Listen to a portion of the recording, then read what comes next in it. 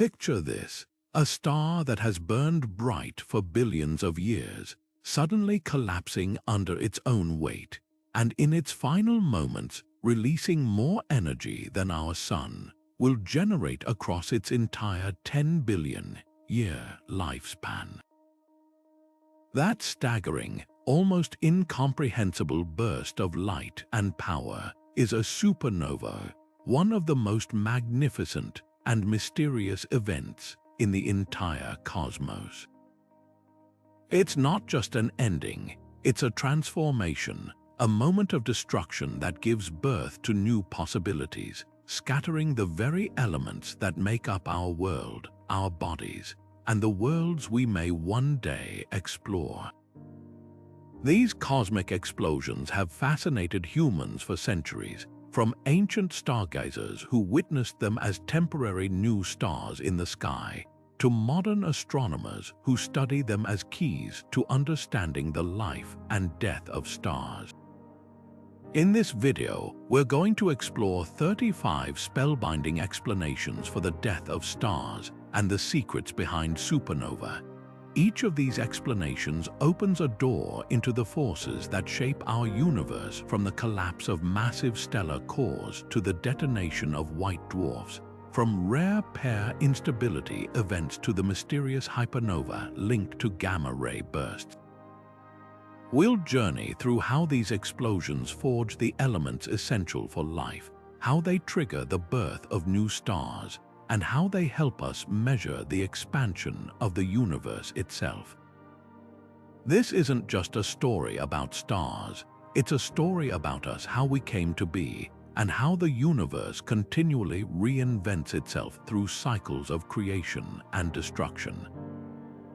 So whether you're new to the wonders of space or you've always been captivated by the night sky, you're in for a journey filled with awe, discovery, and profound insight. We'll unravel cosmic puzzles that have challenged scientists for generations and dive into theories that are reshaping our understanding of reality. By the end, you'll see the death of a star not as an end, but as a brilliant, necessary, and breathtaking part of the story of everything. Sit back, look up, and let's explore the universe's most explosive mysteries together. Every star begins its life within a cold, dark cloud of gas and dust scattered across the galaxy, a nebula. Gravity acts as the great sculptor here, slowly pulling these tenuous particles together over millions of years. As this cloud contracts, it spins and flattens into a disk, with the vast majority of material collapsing into the center. The pressure and density at this core become so immense that they ignite the furnace of nuclear fusion, where hydrogen atoms are forged into helium, releasing a tremendous amount of energy. This is the moment of a star's birth, when it begins to shine, pushing back against the force of gravity and achieving a delicate balance that can last for billions of years. How a star lives, and ultimately how it dies, is almost entirely determined by its mass. Think of mass as a cosmic destiny. A star like our Sun, which astronomers classify as a low-mass star, will lead a relatively long and stable life, burning steadily for about 10 billion years. But a star born with 8 times more mass than the Sun will live a far more dramatic and drastically shorter life, burning through its fuel in just tens of millions of years. It's the difference between a gentle campfire that glows for a long, quiet night and a roaring bonfire that consumes all its wood in a spectacular, intense blaze. For most of its life, a star is in a state of equilibrium, with the outward pressure from fusion perfectly countering the inward pull of gravity.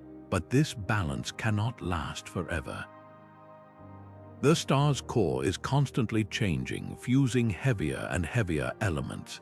In a Sun-like star, this process eventually leads to a beautiful, though final, act. Once the hydrogen fuel is exhausted, the core contracts and heats up, allowing the fusion of helium. This causes the outer layers to expand enormously, transforming the star into a red giant. Eventually, these outer layers are gently pushed away into space, forming a magnificent and intricate shell of glowing gas known as a planetary nebula. All that remains is the hot, dense core of the star, now called a white dwarf, which will slowly cool over trillions of years, fading into a cold, dark crystal of carbon and oxygen, a diamond in the cosmic dark. The fate of a high-mass star is incomparably more violent. Its greater mass creates far higher core temperatures and pressures, allowing it to fuse elements all the way up to iron. But iron fusion is a cosmic dead end. It consumes energy instead of producing it. With the fusion engine suddenly shutting off, there is nothing left to fight gravity. In a fraction of a second, the star's core collapses catastrophically. This collapse can trigger a titanic rebound explosion, a supernova that blasts the star's outer layers into space at incredible speeds, outshining entire galaxies for a brief period. This explosion is where the story of the universe truly diversifies, as it is within these extreme conditions that every element heavier than iron is created: the gold in your jewelry, the silver in electronics, the iodine in your body. These newly forged elements are scattered across interstellar space, mixing with clouds of gas and dust. This enriched material becomes the raw ingredients for new stars, planets, and ultimately, life. Every time we look up at the night sky, we are witnessing a cycle of cosmic death and rebirth, a process that made our own existence possible. Now, the death of a star is not a quiet fading away but a spectacular, violent finale. For a star born with more than 8 times the mass of our Sun, its end is one of the most powerful events in the universe. This process, known as a core collapse supernova, begins deep within the star's heart. For millions of years, this massive star has been a brilliant factory, fusing lighter elements into heavier ones. It starts with hydrogen into helium, then helium into carbon, and so on, building layers like a cosmic onion, with iron gradually accumulating at the very center. Iron is different. Fusing iron atoms doesn't release energy, it consumes it. So when the core finally becomes solid iron, the star's primary energy source suddenly shuts off. With the outward pressure from fusion gone, there is nothing left to fight the relentless, crushing force of gravity. The balance that held the star up for its entire life is catastrophically broken. In less than a single second, the core, which can be as massive as 1.5 of our suns, collapses inward. It's a freefall of unimaginable scale, with material rushing inward at speeds that can reach 70,000 kilometers per second, nearly a quarter the speed of light. This collapse doesn't last long. The core, now an incredibly dense ball of subatomic particles, reaches a point where it can be compressed no further. It becomes essentially a single, gigantic atomic nucleus, and the inward-falling material hits this new, impossibly hard surface and rebounds. This rebound creates a powerful shockwave that races back out through the infalling layers of the star. But for decades, computer simulations showed this shockwave stalling, unable to actually break free and cause the explosion. This was a major puzzle in astrophysics. The missing piece turned out to be neutrinos. These ghostly, almost massless particles are produced in absolutely staggering numbers during the collapse, about 10 to the 58th power of them. They carry away 99% of the energy from the collapse. For a brief moment, the core is brighter in neutrinos than the entire rest of the universe is in light. While most neutrinos stream right through the star without interacting, a fraction of them deposit just enough energy behind the stalled shockwave to re-energize it, like a cosmic defibrillator jump starting the heart of the explosion. This neutrino-driven revival powers the shockwave outward, finally blasting the star's outer layers into space in a titanic explosion we see as a Type Roman II supernova. The aftermath of this detonation is just as fascinating as the explosion itself. The ejected material, now an expanding cloud of incandescent gas, races outward at thousands of kilometers per second, eventually forming a beautiful supernova remnant that will glow for thousands of years. But the collapsed core remains. What's left behind depends entirely on the mass of that original core. If it's between about 1.4 and 3 solar masses, it will become a neutron star, an object so dense that a single sugar cube-sized piece of it would weigh as much as a mountain on Earth. It's a ball of pure neutrons over 10 miles across but containing more mass than our Sun. If the core is even more massive, perhaps from additional material falling back onto it, no known force can stop its collapse, and it forms a black hole, a region of space-time where gravity is so strong that not even light can escape. This entire violent process is not just a destructive end. It is the primary source of many of the elements that make up our world and our bodies. The intense heat and pressure of the supernova blast provide the right conditions for creating elements heavier than iron, like silver, gold, and platinum, through a process called rapid neutron capture.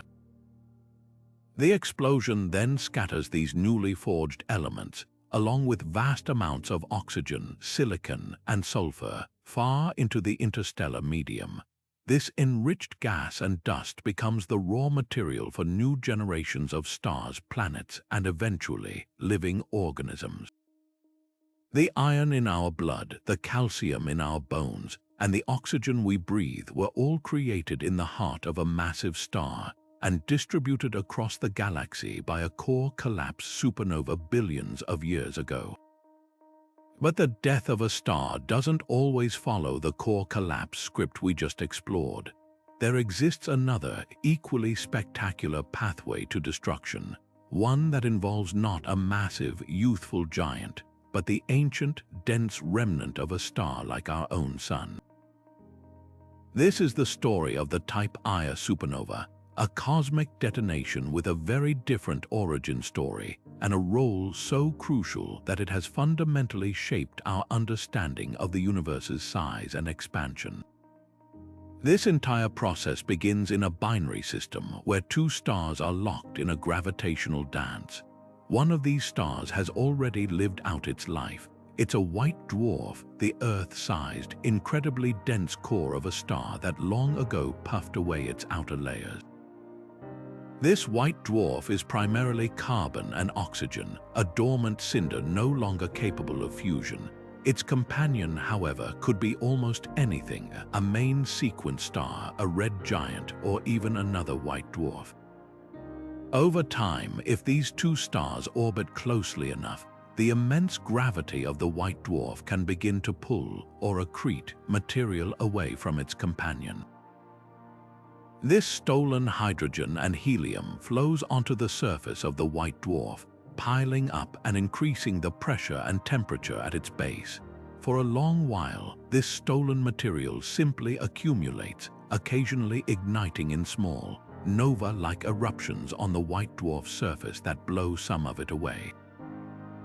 But if the flow of matter is steady and persistent, the white dwarf's mass slowly and inexorably grows.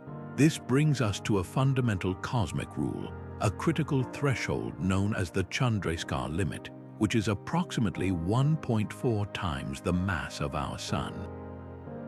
This is the maximum mass that can be supported by the quantum mechanical force of electron degeneracy pressure, the same force that has been keeping the white dwarf from collapsing further. As the white dwarf approaches this limit, the conditions in its core become truly extreme.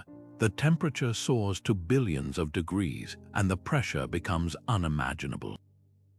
At this critical moment, the carbon deep within the core, which has been stable for billions of years, can no longer withstand the crushing force. It suddenly ignites. But this isn't the stable, controlled fusion of a living star. This is a runaway thermonuclear explosion. The fusion front races through the entire white dwarf in a matter of seconds, fusing a significant portion of its carbon and oxygen into heavier elements in an instant. The energy released is so titanic that it completely unbinds the entire star. Unlike a core collapse supernova, which leaves behind a neutron star or black hole, a type Ia supernova is a complete disintegration. The white dwarf is vaporized entirely, its entire being transformed into a rapidly expanding cloud of incandescent iron, nickel, silicon, and other elements, shining with a brilliance that can outshine an entire galaxy. This utter destruction is what makes type Ia supernova so uniquely valuable to astronomers, because every single one of them is triggered by a white dwarf reaching that same precise Chandrasekhar mass limit. They all explode with remarkably similar intrinsic brightness. Think of it like a well-manufactured light bulb. If you see one from a distance, you know exactly how bright it should be. By comparing how bright it appears from Earth to its known true brightness, astronomers can calculate its distance with incredible precision.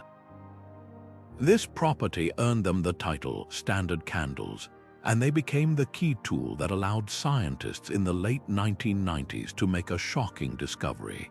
The expansion of the universe is not slowing down, as everyone expected, but is actually accelerating, driven by a mysterious force now called dark energy. This Nobel Prize-winning finding rested entirely on the reliable, consistent nature of these stellar explosions. Beyond their role as cosmic measuring tapes, type Ia supernova are also the universe's primary foundries for iron. While core collapse supernova create a wide variety of elements, the specific physics of the white dwarf detonation produces enormous amounts of radioactive nickel-56, which decays into cobalt-56 and then into stable iron-56. In the weeks and months after the explosion, this radioactive decay powers the supernova's light curve, and it is the source of most of the iron now scattered throughout galaxies, including the iron that makes up a significant portion of our own planet's core and the hemoglobin in our blood. So, from a complete and catastrophic death comes both a tool for mapping the cosmos and the very building blocks of planets and life. While the core collapse of a massive star and the detonation of a white dwarf represent the most common paths to a supernova, the universe has even more extreme and rare endings in store for its most colossal inhabitants. Enter the pair-instability supernova, a theoretical cataclysm so utterly violent and complete that it leaves behind absolutely nothing. No neutron star, no black hole, just a brilliant, ephemeral fireball and scattered stardust. This phenomenon only occurs in a very specific and extreme weight class of star, those true behemoths born with between 130 and 250 times the mass of our Sun. The chain of events leading to this total annihilation begins with an incredible amount of heat. In the final stages of such a massive star's life, the core temperature soars to truly staggering levels, exceeding even 1 billion degrees. At these extreme energies, something strange happens to the very light or photons trapped inside the core. According to Einstein's famous equation E equals mc², energy and mass are interchangeable. These high-energy photons suddenly spontaneously convert their energy into mass, creating pairs of electrons and their antimatter counterparts, positrons. This process is known as pair production. This seemingly subtle shift has a catastrophic domino effect. Those photons were providing a crucial outward force called radiation pressure, which was helping to hold the star up against the immense pull of gravity. When they vanish, converted into electron-positron pairs, that supporting pressure suddenly drops. The delicate balance that has sustained the star is shattered in an instant. Without that critical support, the core can no longer resist its own weight, and begins to collapse inward under gravity's relentless pull. But this collapse is different from the one in a typical supernova. As the core contracts, it doesn't hit a hard surface of neutrons and rebound. Instead, the compression heats the core even further, to the point where the temperature becomes so extreme that it can reignite nuclear fusion, and it does so in the most runaway manner imaginable. The oxygen that was sitting dormant in the core suddenly undergoes explosive fusion. This isn't a controlled burn, it's a full-blown thermonuclear bomb going off at the star's very center. The energy released by this instantaneous oxygen fusion is so immense that it doesn't just create a shockwave, it completely overwhelms the inward pull of gravity. The entire star is blown apart from the inside out in a titanic explosion of unimaginable power. The energy released in a pair-instability supernova is orders of magnitude greater than that of a typical core collapse event. These are the true titans of stellar explosions, capable of outshining an entire galaxy of hundreds of billions of stars for a brief period. Because the explosion is so thorough and complete, it leaves behind no compact remnant whatsoever. Every single bit of the star is vaporized and hurled out into space at incredible speeds. This complete disintegration also makes them incredibly efficient cosmic recyclers, forging and scattering vast quantities of heavy elements like iron, silicon, and oxygen in a single monumental blast. For a long time, pair-instability supernova existed only in the realm of theory, a fascinating possibility predicted by our understanding of physics but never confirmed by observation. This is because the conditions required to form such massive stars are incredibly rare in the modern universe. Astronomers believe they were much more common in the very early universe, when the first generations of stars, called population 3 stars, formed from pure hydrogen and helium.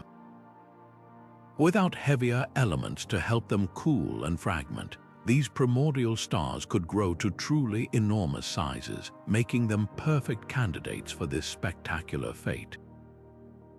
The hunt for these cosmic ghosts has been a major pursuit, and in recent years, several incredibly bright and energetic supernova have been detected that match the predicted profile of a pair-instability event, providing tantalizing evidence that these ultimate stellar explosions are not just theoretical, but a reality written in the fire of the early cosmos. Yet for all their raw power, even the most energetic core collapse supernova and the complete annihilation of pair-instability events are not the final word on stellar death. The universe has a way of producing phenomena that push the boundaries of physics even further, events so immensely powerful and focused that they stand in a category all their own. This brings us to one of the most extreme and violent processes known to astrophysics, a cosmic event that merges the explosive death of a star with the mind-bending physics of Einstein's relativity, the hypernova.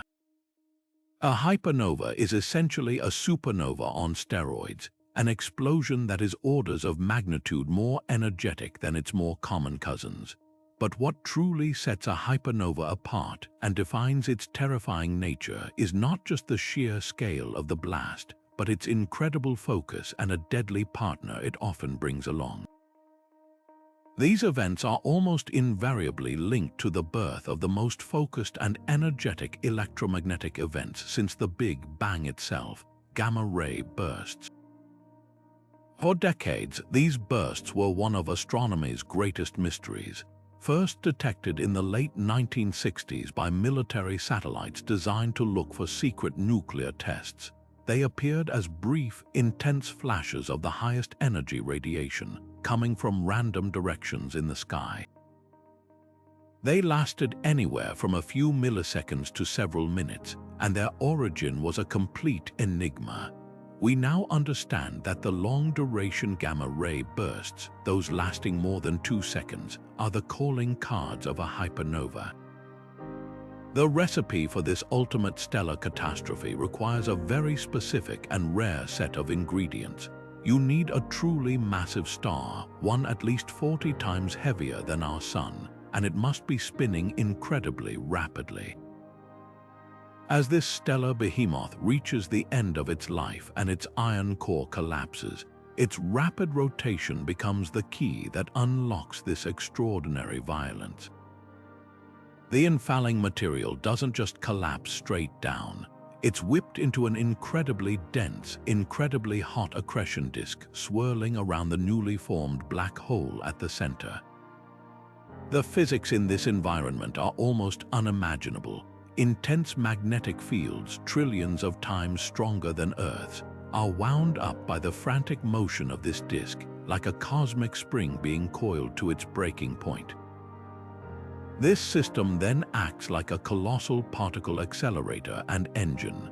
Along the star's rotation axis, where resistance is lowest, these powerful magnetic fields funnel and focus the insane energies. They blast twin jets of plasma, a superheated soup of particles and radiation out from the poles of the dying star at velocities within a fraction of a percent of the speed of light. These are not gentle flows, they are tightly collimated beams of pure energy, and they drill their way through the outer layers of the star like a cosmic blowtorch. It is these jets pouring out of the star for hundreds of seconds that we detect as a long gamma-ray burst. The energy released in this focused beam is staggering. In those few minutes, a single jet can outshine every star in every galaxy in the observable universe combined. Only after the jet has broken free does the star itself finally succumb, with the shock wave from the core collapse exploding outward as a supernova. But this is no ordinary supernova. The presence of the jet and the incredible energy involved make the accompanying supernova explosion itself exceptionally bright and energetic. This is the hypernova. It's a two-stage cosmic fireworks show of almost incomprehensible power. First, an incredibly focused beam of gamma rays, followed by a spherical explosion that outshines entire galaxies. The aftermath is a landscape of extreme elements. Hypernova are thought to be the primary cosmic factories for the heaviest elements in the universe, including gold, platinum, and uranium, forged in the intense neutrino wind and chaotic environment around the newborn black hole. Because these jets are so focused, we can only detect the gamma-ray burst if one of the jets is pointed directly at Earth.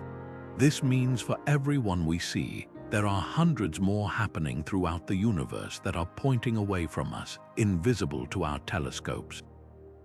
This also makes them fantastic probes of the early cosmos. The light from the most distant gamma-ray bursts has been traveling for over 13 billion years, allowing us to study the conditions of the infant universe, testing the rate of expansion and the composition of the first galaxies. They are beacons from the edge of time, born from the most spectacular and violent death throes a star can experience. While the universe often deals in extremes, from the titanic detonations of hypernova to the silent collapse into black holes, there exists a far more subtle and nuanced path to stellar destruction, one that operates in a delicate middle ground. This is the story of the electron capture supernova, a rare and fascinating explosion that occurs in stars that are caught between two cosmic destinies too massive to fade away quietly as a white dwarf, yet not massive enough to undergo a full-scale core collapse. These stars, in a final act of quantum mechanical trickery, find a unique way to bring about their own end. The protagonists of this story are super-asymptotic giant branch stars, or SAGB stars for short. These are stellar behemoths with initial masses between 8 and 10 times that of our Sun, placing them squarely in an intermediate weight class. For most of their lives, they burn steadily, building up layers of elements in their cores. They successfully fuse hydrogen into helium, and then helium into carbon and oxygen. But here, their journey hits a critical fork in the road. They simply do not have enough mass to create the immense pressure and heat required to fuse that carbon into anything heavier. So, instead of building an iron core like their more massive cousins, they are left with a core that is primarily oxygen and neon, slowly growing as helium burns in a shell around it. This is where the stage is set for a very different kind of collapse. This oxygen-neon core is incredibly dense, supported not by ongoing fusion, but by a quantum mechanical effect known as electron degeneracy pressure. In simple terms, the electrons within the core are packed together so tightly that they resist further compression, following the Pauli exclusion principle, which states that no two electrons can occupy the same quantum state. This is the same force that supports white dwarfs, but as the core continues to gain mass from the ongoing shell burning, its density and pressure keep increasing.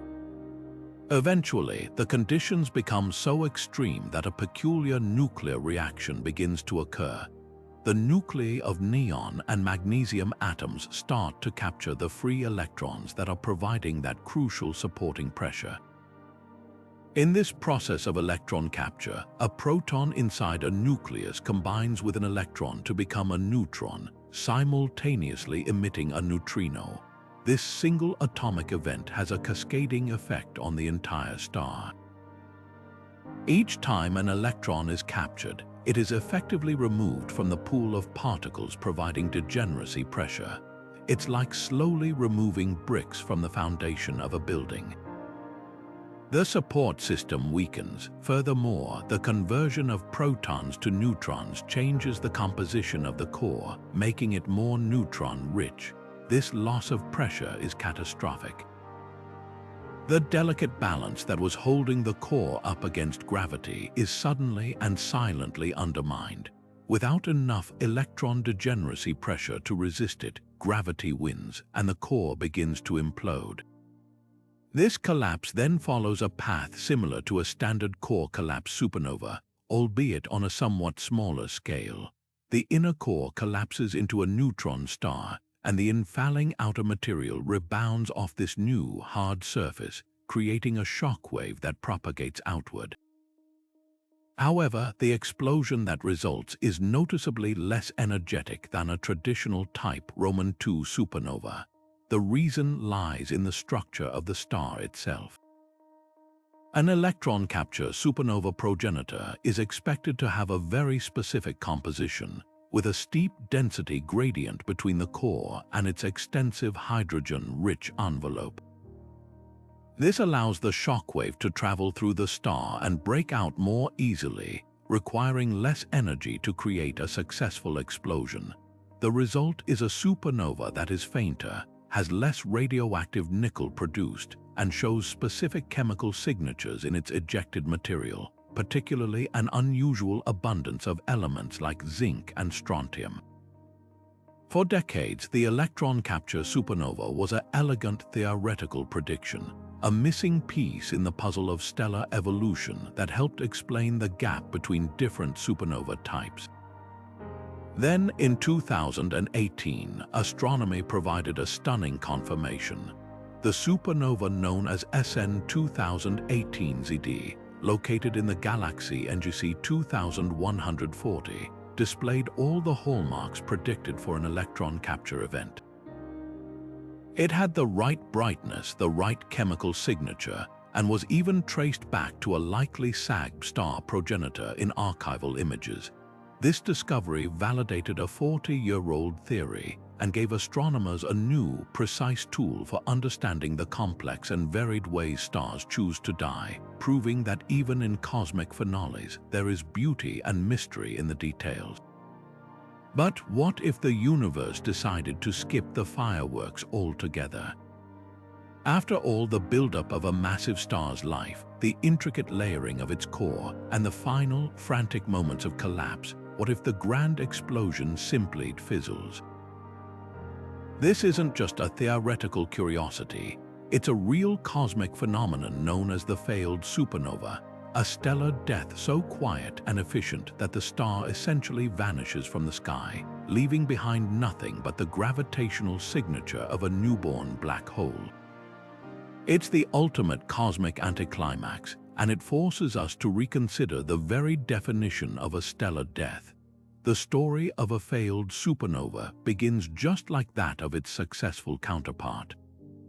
A massive star, at least 8 times heavier than our Sun, exhausts its nuclear fuel. Its iron core can no longer support itself, and gravity takes over, initiating a catastrophic collapse. In a successful supernova, this is where the magic happens. The core rebounds, neutrinos re-energize the shockwave, and the star's outer layers are blasted into space in a brilliant display. But in a failed supernova, that crucial second act never occurs. The collapse is too direct, too complete. The infalling matter from the outer layers possesses so much momentum that when the core does form a proto-neutron star and attempt to send a shockwave back out, the shockwave is simply overwhelmed. It doesn't stall and then get revived, it gets smothered. Think of it like trying to shout over the roar of a hurricane. Your voice is utterly drowned out by the sheer force of the incoming wind. This immense influx of material does 2 things. First, it prevents the supernova explosion from ever getting started. The shockwave is quashed before it can even begin its journey through the star. Second, and more decisively, all that extra mass now falls directly onto the fledgling neutron star at the core. A neutron star can only support so much weight. The fundamental laws of physics dictate a maximum mass for these ultra-dense objects, known as the Tolman-Oppenheimer-Volkoff limit, which is estimated to be around 2 to 3 times the mass of the Sun. If the combined mass of the original core and the additional infalling material exceeds this limit, the neutron star itself will collapse. There is no next stage of matter, no new force to call upon. The neutron star implodes, vanishing into a point of infinite density. A black hole is born, and because the explosion failed, the star's extensive hydrogen-rich envelope has nothing to stop it. It follows right down the gravitational drain, consumed by the newborn black hole without so much as a flash of light. From the outside, the star simply winks out of existence. This presents an incredible challenge for astronomers. How do you observe something that, by its very nature, gives off no light? The answer lies in patience and large-scale sky surveys. In 2015, a team of astronomers made a landmark discovery using the Kepler Space Telescope, which was designed to stare incessantly at patches of sky to find planets by the tiny dimming they cause as they transit their stars. This same relentless gaze allowed them to catch a star in the act of disappearing. They were monitoring a red supergiant star named N6943, located in a distant galaxy. In their data, they saw the star shining steadily for years. Then, suddenly, it was just gone. There was no supernova, no gradual fading, just an absence where a star used to be. The most plausible explanation is that it underwent a failed supernova, collapsing directly into a black hole. It was the first strong, direct evidence that stars can indeed die quietly in the night. These events are more than just a curious footnote. They have profound implications for our understanding of the cosmos. Failed supernova could explain why we see fewer core collapse supernova than our models of stellar populations predict. Some massive stars are apparently choosing this silent exit. They also play a crucial role in the population of black holes in our universe, potentially accounting for a significant fraction of the stellar mass black holes we detect through gravitational waves. A failed supernova represents the most extreme efficiency of gravity, a total and unopposed victory where matter is removed from the visible universe with breathtaking finality, reminding us that even in death, stars have more than one way to leave the stage. In the grand cosmic theater of stellar explosions, not every brilliant flash on stage is a final, fatal curtain call. Some are merely dramatic intermissions, spectacular outbursts that mimic a supernova's fury but ultimately fall short of total destruction.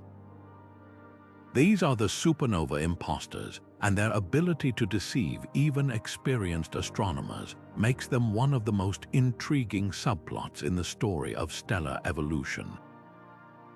The most famous members of this deceptive cast are a class of stars known as luminous blue variables, or LBV. These are stellar titans, among the most massive and luminous stars known, burning with a frantic intensity that makes them inherently unstable.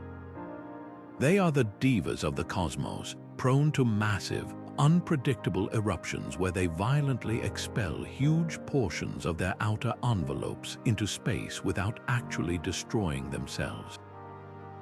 The classic example, and the event that truly defined this category, is the Great Eruption of Eta Carinii in the 1840s, located about 7,500 light-years away in our own Milky Way. Eta Carinii is a binary system dominated by a hypergiant star with a mass estimated to be well over 100 times that of our Sun. For over a decade, it underwent a colossal outburst that made it the second brightest star in the entire night sky, surpassed only by Sirius despite its vast distance.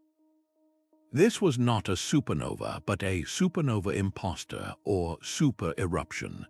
The star ejected at least 10 times the mass of our Sun, creating the magnificent, expanding bipolar nebula we now call the Homunculus Nebula, a lasting monument to its violent tantrum.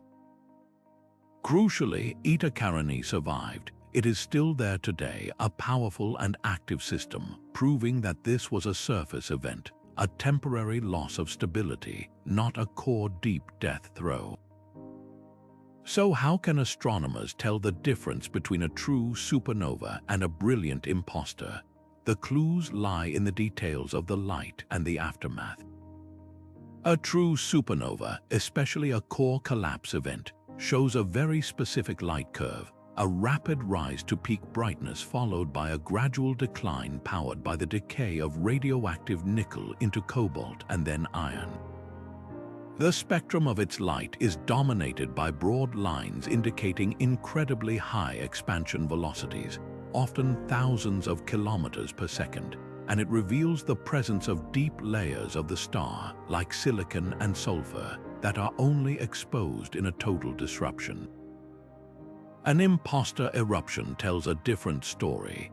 Its light curve is often more erratic and its peak luminosity, while immense, typically doesn't quite reach the staggering heights of a true supernova.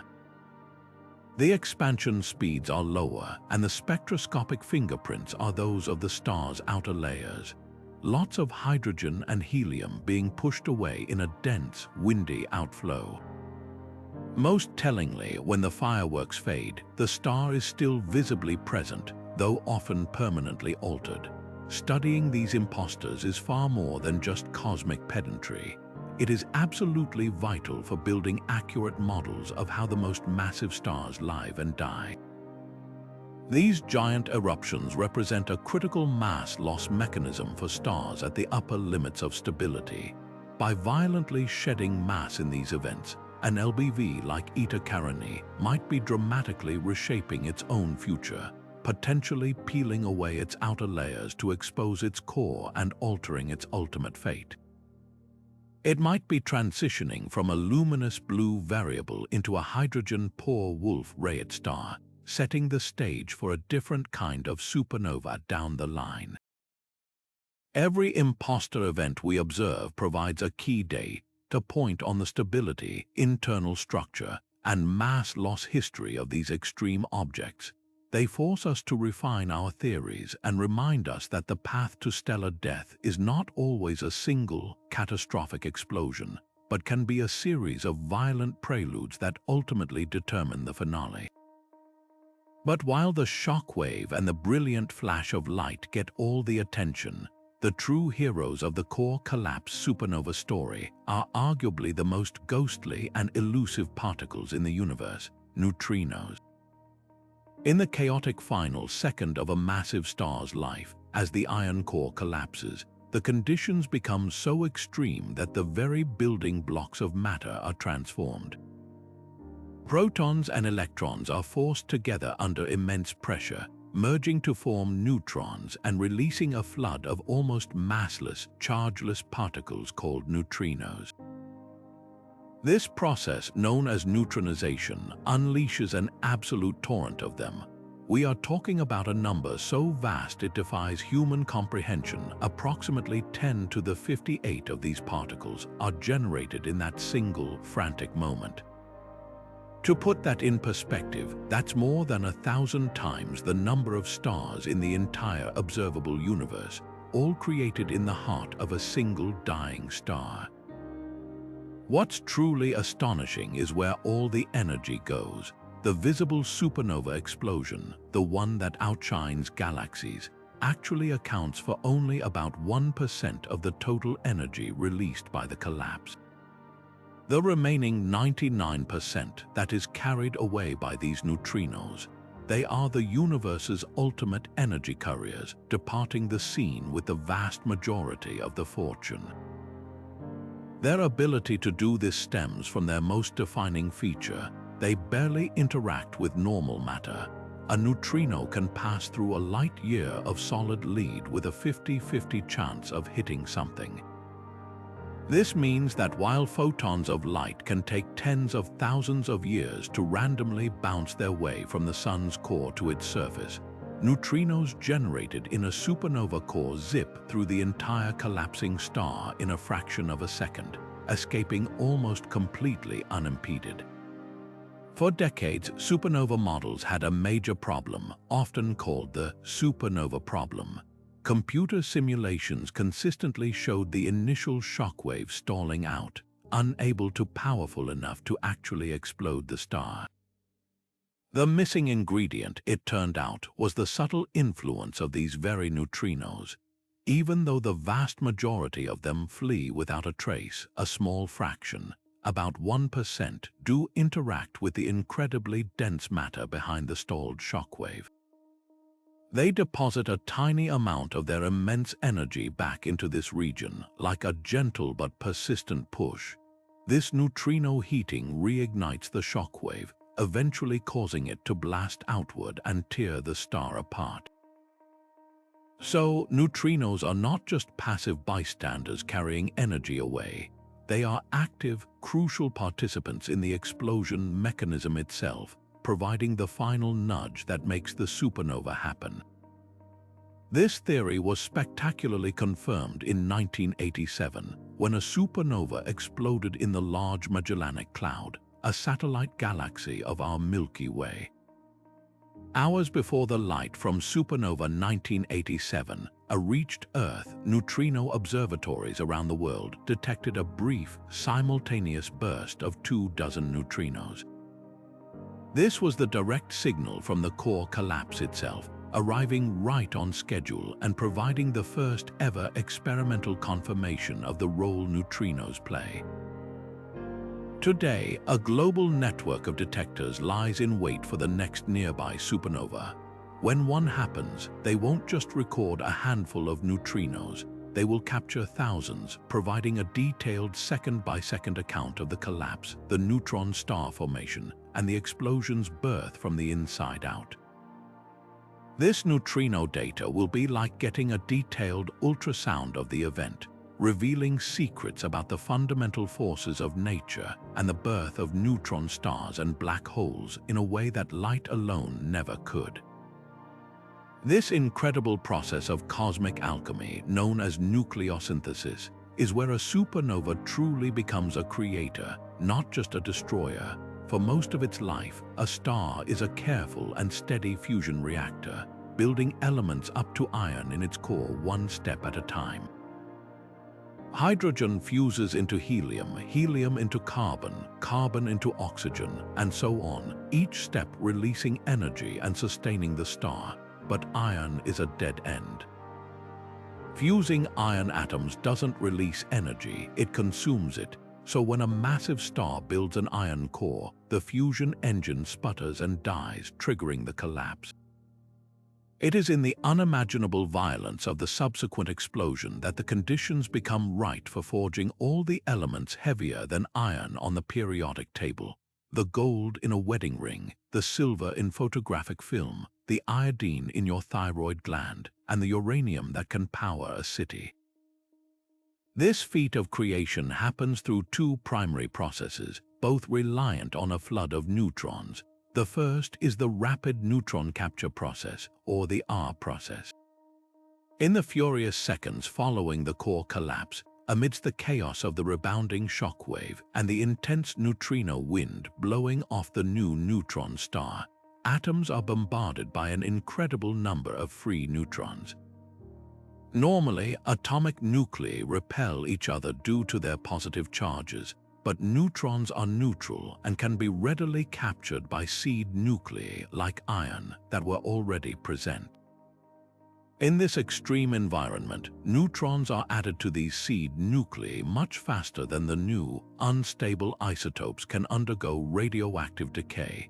It's like trying to build a tower by adding bricks faster than they can fall off. The atomic nucleus rapidly climbs up the periodic table, creating very heavy, neutron-rich isotopes of elements like gold, platinum, and uranium. Once the explosion subsides and the material expands and cools, these unstable isotopes then decay over time into the stable, heavy elements we know. The other method is the slow neutron capture process, or S process, which actually occurs in the quiet, final stages of aging red giant stars.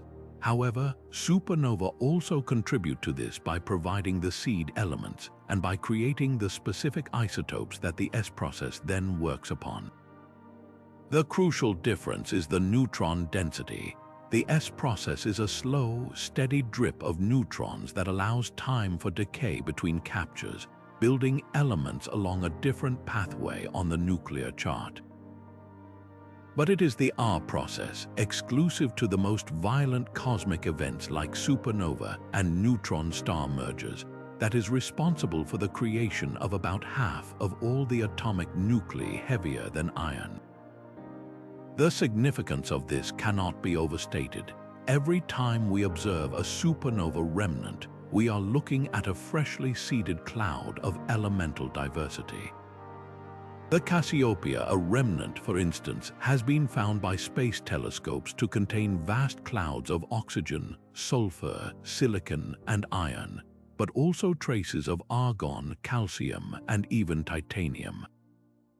These newly forged elements are then violently ejected out into the interstellar medium, the tenuous gas and dust that floats between the stars. There, they mix with other material over millions of years.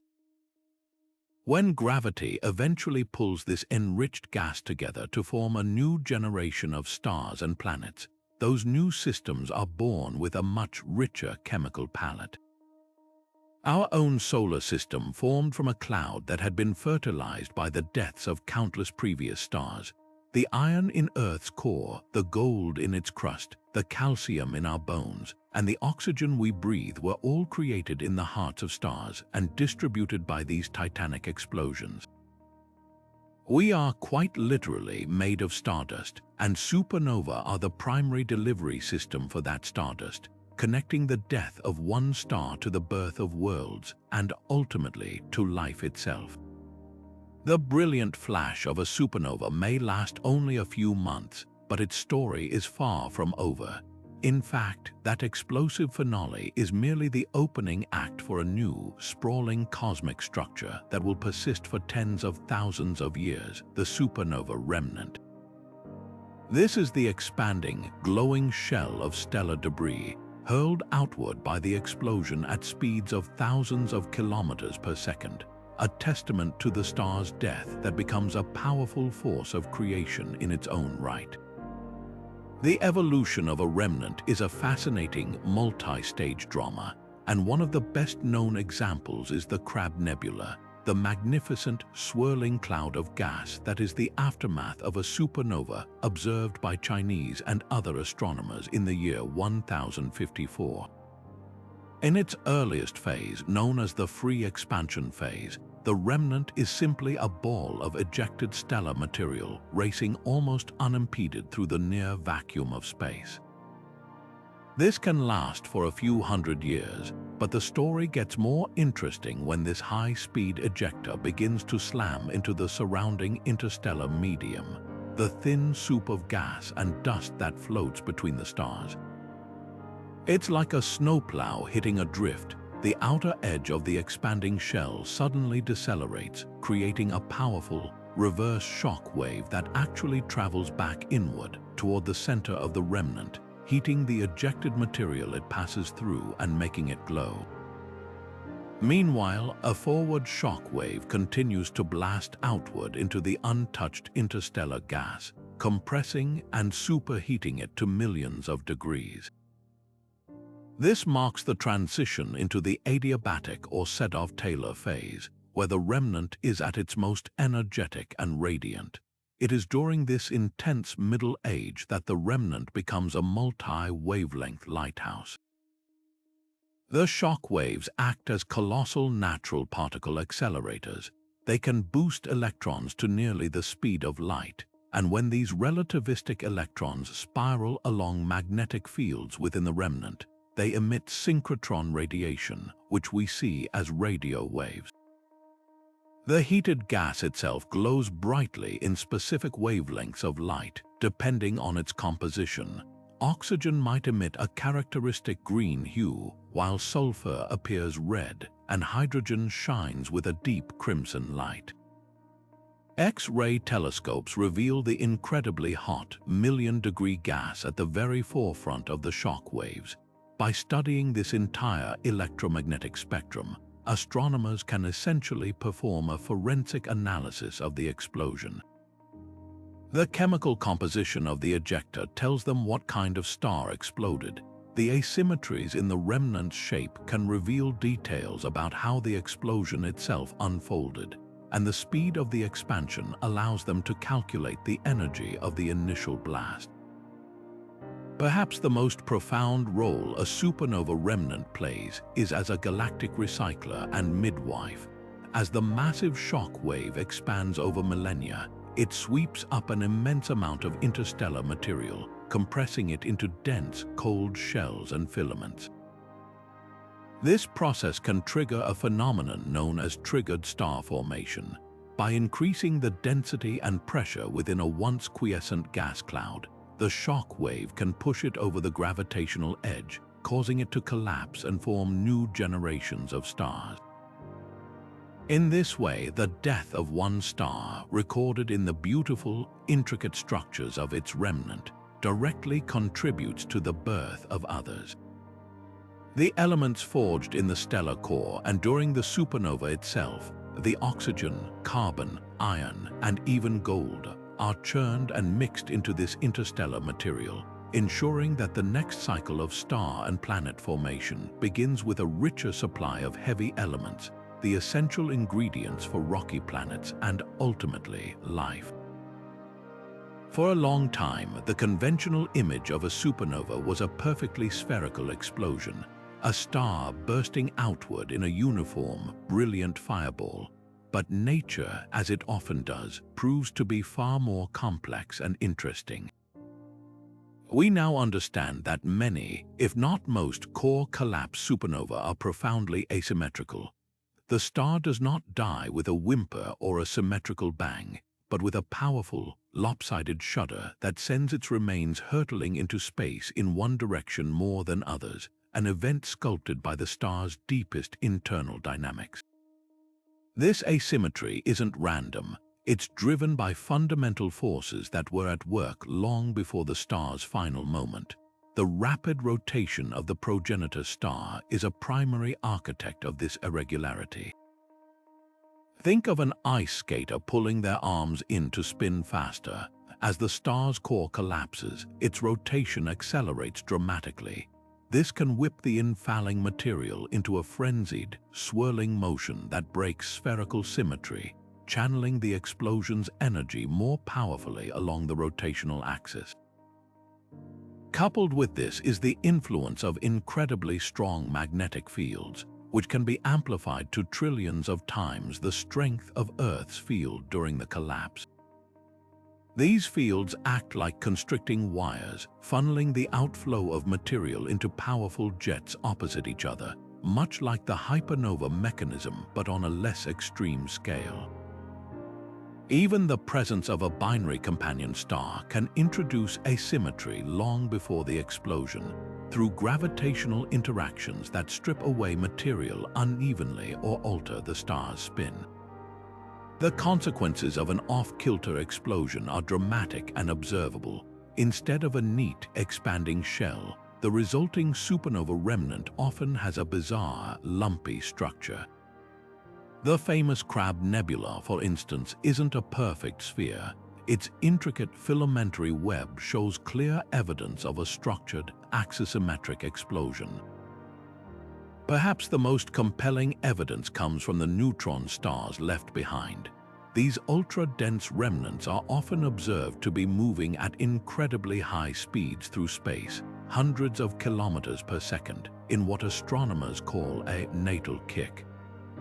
This is not a gentle nudge, it's a cannon blast that can eject the neutron star entirely from its host galaxy.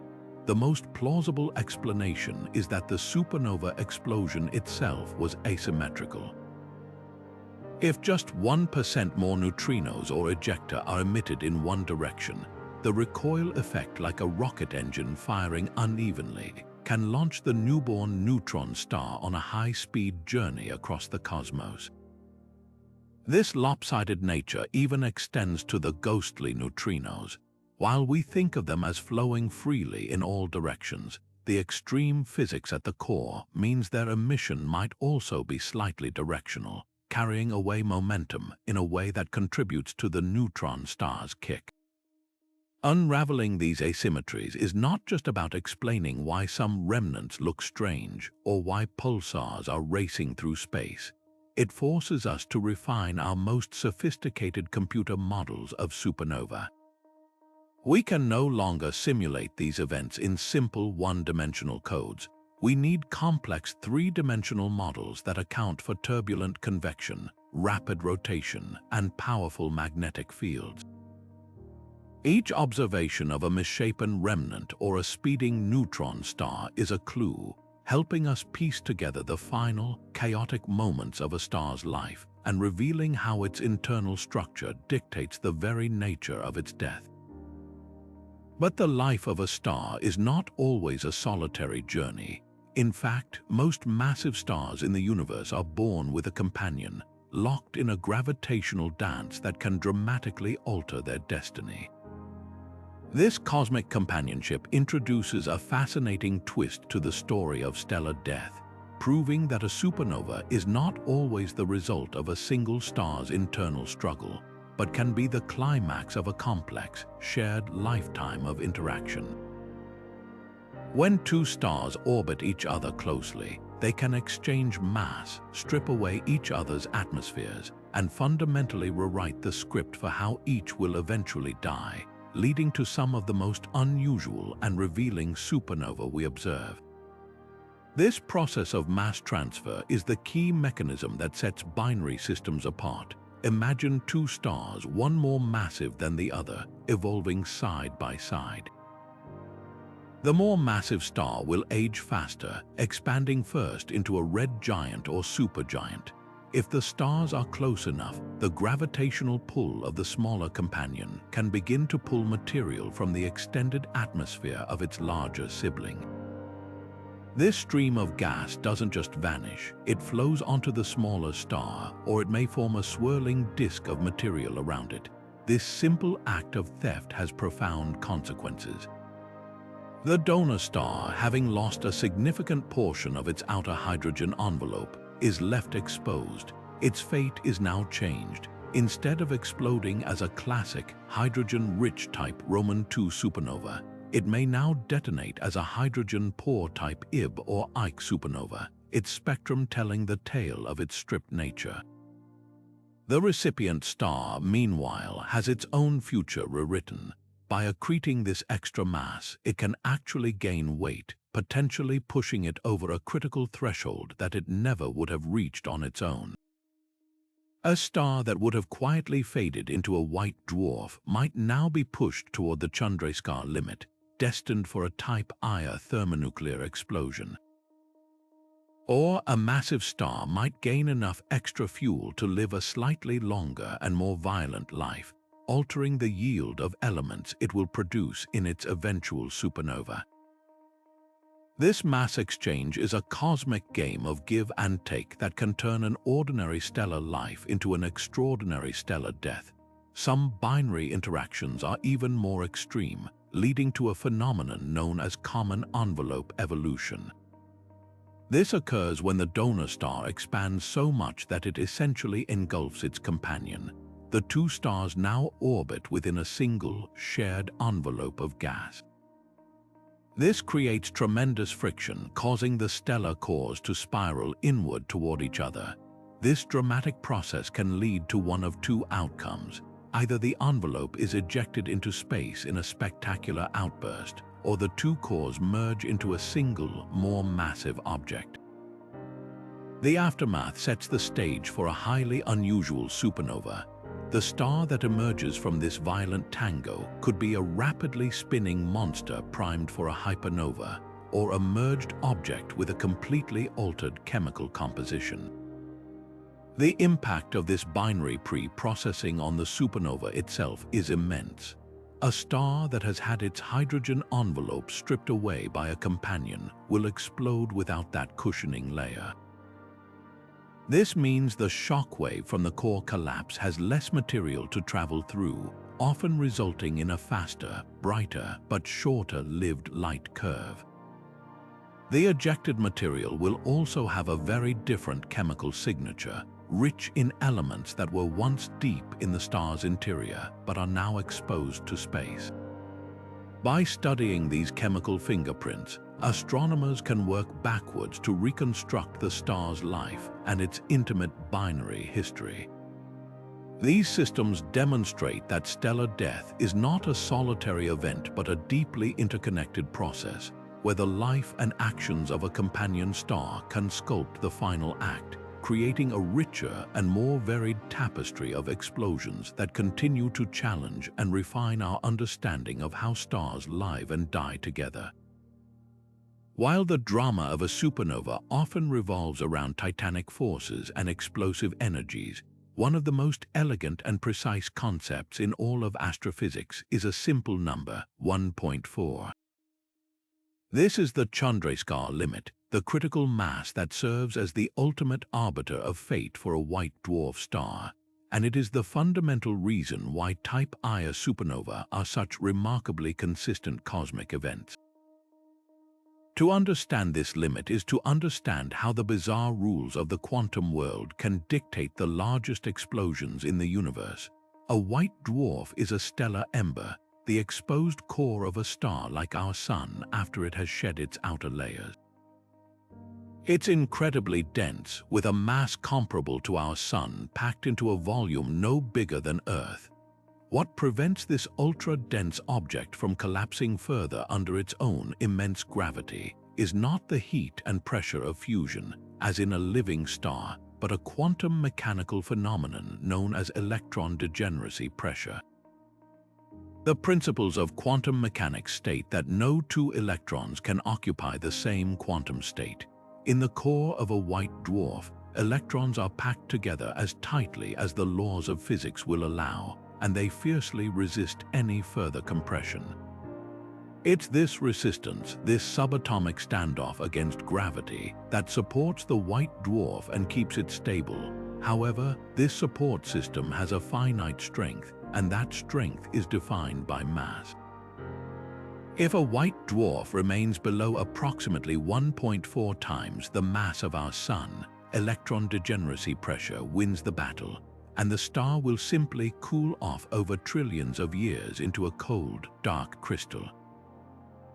But if the white dwarf accretes additional mass, typically by pulling material from a companion star in a binary system, it approaches this critical threshold. As the mass increases, the gravitational squeeze intensifies, forcing the electrons into an ever smaller volume and raising their energy. At exactly 1.4 solar masses, the pressure becomes too great.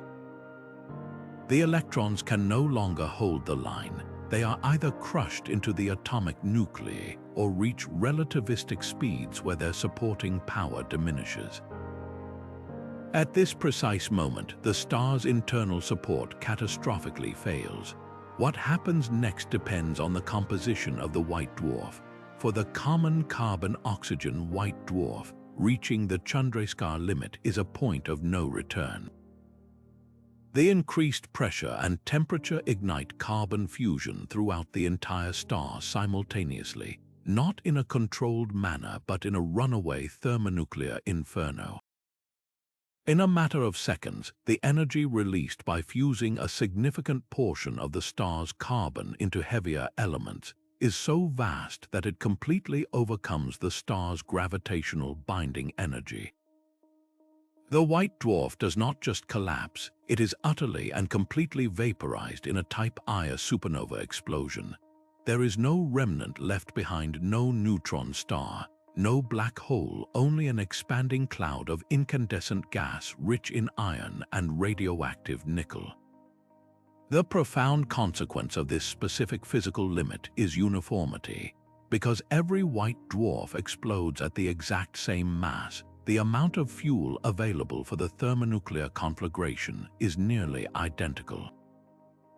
This means the energy released, and therefore the intrinsic brightness of the explosion, is incredibly consistent from one Type Ia supernova to another. This property is what makes them invaluable standard candles for astronomers. By observing how bright they appear from Earth, scientists can calculate their distance with extraordinary precision. It was this reliability that allowed astronomers in the late 1990s to make the landmark discovery that the expansion of the universe is accelerating, a finding that pointed to the existence of dark energy and fundamentally reshaped our understanding of cosmology. The Chandrasekhar limit, a number derived from quantum mechanics, thus became an essential ruler for measuring the entire cosmos, proving that the smallest laws of physics can govern the largest scales of the universe. If you want to understand the true nature of a supernova, you don't just look at its peak brightness, you watch it die. The fading light tells a story, a narrative written in the slow dimming of a cosmic beacon that reveals the secrets of the explosion that created it. This story is called the light curve, a precise graph of a supernova's brightness plotted against time. It is the fundamental fingerprint of a stellar death, and for astronomers, it is a treasure trove of information, a diagnostic tool that can unveil everything from what kind of star exploded to what it was made of, and even how far away it is from Earth. The most famous and useful of these light curves belongs to the Type Ia supernova, and its remarkable consistency is what makes it a cornerstone of modern cosmology. The entire shape of its decline is powered by a specific nuclear chain reaction deep within its expanding debris cloud. The explosion creates a huge amount of a radioactive isotope called nickel-56. This nickel-56 is unstable and has a half-life of about 6 days, decaying into an unstable form of cobalt-56. That cobalt-56 then itself decays with a half-life of 77 days into stable iron-56. Each step in this radioactive decay releases energy in the form of gamma rays, which then bounce around inside the expanding cloud of debris, heating it and causing it to glow brightly. The light curve is essentially a direct visualization of this energy release. The initial steep decline tracks the rapid decay of nickel-56, and the subsequent, more gentle slope maps the slower decay of cobalt-56. Because the physics of this process is always the same, every type I supernova explodes at the same mass and produces a similar amount of nickel-56. Their light curves are incredibly uniform. This predictable brightness behavior is why they serve as such reliable standard candles for measuring the vast distances of the universe. In stark contrast, the light curves of core collapse supernova, the deaths of massive stars, are a chaotic and diverse family. Without a single standardized power source, their brightness evolution depends heavily on the properties of the progenitor star itself. A type IP supernova, which comes from a red supergiant with a massive hydrogen envelope, shows a distinctive plateau in its light curve. For about 100 days after the explosion, the brightness holds nearly steady. This happens because the expanding shockwave heats the enormous volume of hydrogen gas that was ejected, and it takes a long time for that energy to diffuse outward. Once the hydrogen cools and becomes transparent, the light curve drops off sharply, revealing the fading power source underneath, which is often a much smaller amount of radioactive nickel. Other types like IB and IK supernova, which have had their hydrogen envelopes stripped away by a binary companion or fierce stellar winds, have no such plateau. Their light curves rise and fall more quickly, as there is less material to hold in the heat, and their shapes are more directly governed by the decay of the nickel that was synthesized in the explosion. Analyzing these intricate light curves is a bit like forensic detective work. The rate of the decline, the presence of a plateau or a bump, the overall width and luminosity, each feature is a clue. A broader light curve suggests a larger explosion energy or a higher mass of ejected material. A secondary bump weeks or months after the peak can indicate that the expanding ejector has slammed into a shell of material that the star shed in a previous eruption, revealing the star's pre-supernova history. By fitting mathematical models to the observed light curve, astronomers can reverse engineer the explosion, estimating the mass of the star that died, the amount of radioactive elements created, and the total energy of the blast. This is how they identify the truly bizarre and unusual events, like superluminous supernova that are powered by the spin down of a magnetar or the interaction of ejector with dense circumstellar material, events that push the boundaries of our understanding of how stars can die. In this way, the simple act of watching a light fade in the night sky becomes one of the most powerful tools we have for deciphering the life cycles of the most massive objects in the cosmos. With such a dizzying array of stellar explosions, from the consistent brilliance of white dwarf detonations to the chaotic demise of massive stars, how do astronomers even begin to make sense of it all? The answer lies in a powerful and essential tool of cosmic taxonomy, the supernova classification system. This isn't just about slapping on labels. It's a fundamental language that connects what we see in the sky, the light and the colors, to the underlying physics of the star that died and how it met its end. By learning to read this language, we can unravel the life story of a star from the very moment of its death. The foundation of this entire system rests on two pillars of observational data: the light curve and the spectrum. As we just explored, the light curve is the story of the supernova's brightness over time, revealing the engine powering the explosion. But the spectrum is arguably even more revealing. It's the fingerprint of the event. By splitting the supernova's light into a rainbow of colors and looking for specific dark or bright lines at certain wavelengths, astronomers can identify the exact chemical elements present in the expanding cloud of debris. It's like taking a spectroscopic blood sample from the explosion itself. This leads us to the primary historical split in the classification tree, type I and type Roman II. This initial division is beautifully simple and is based on a single, crucial element, hydrogen.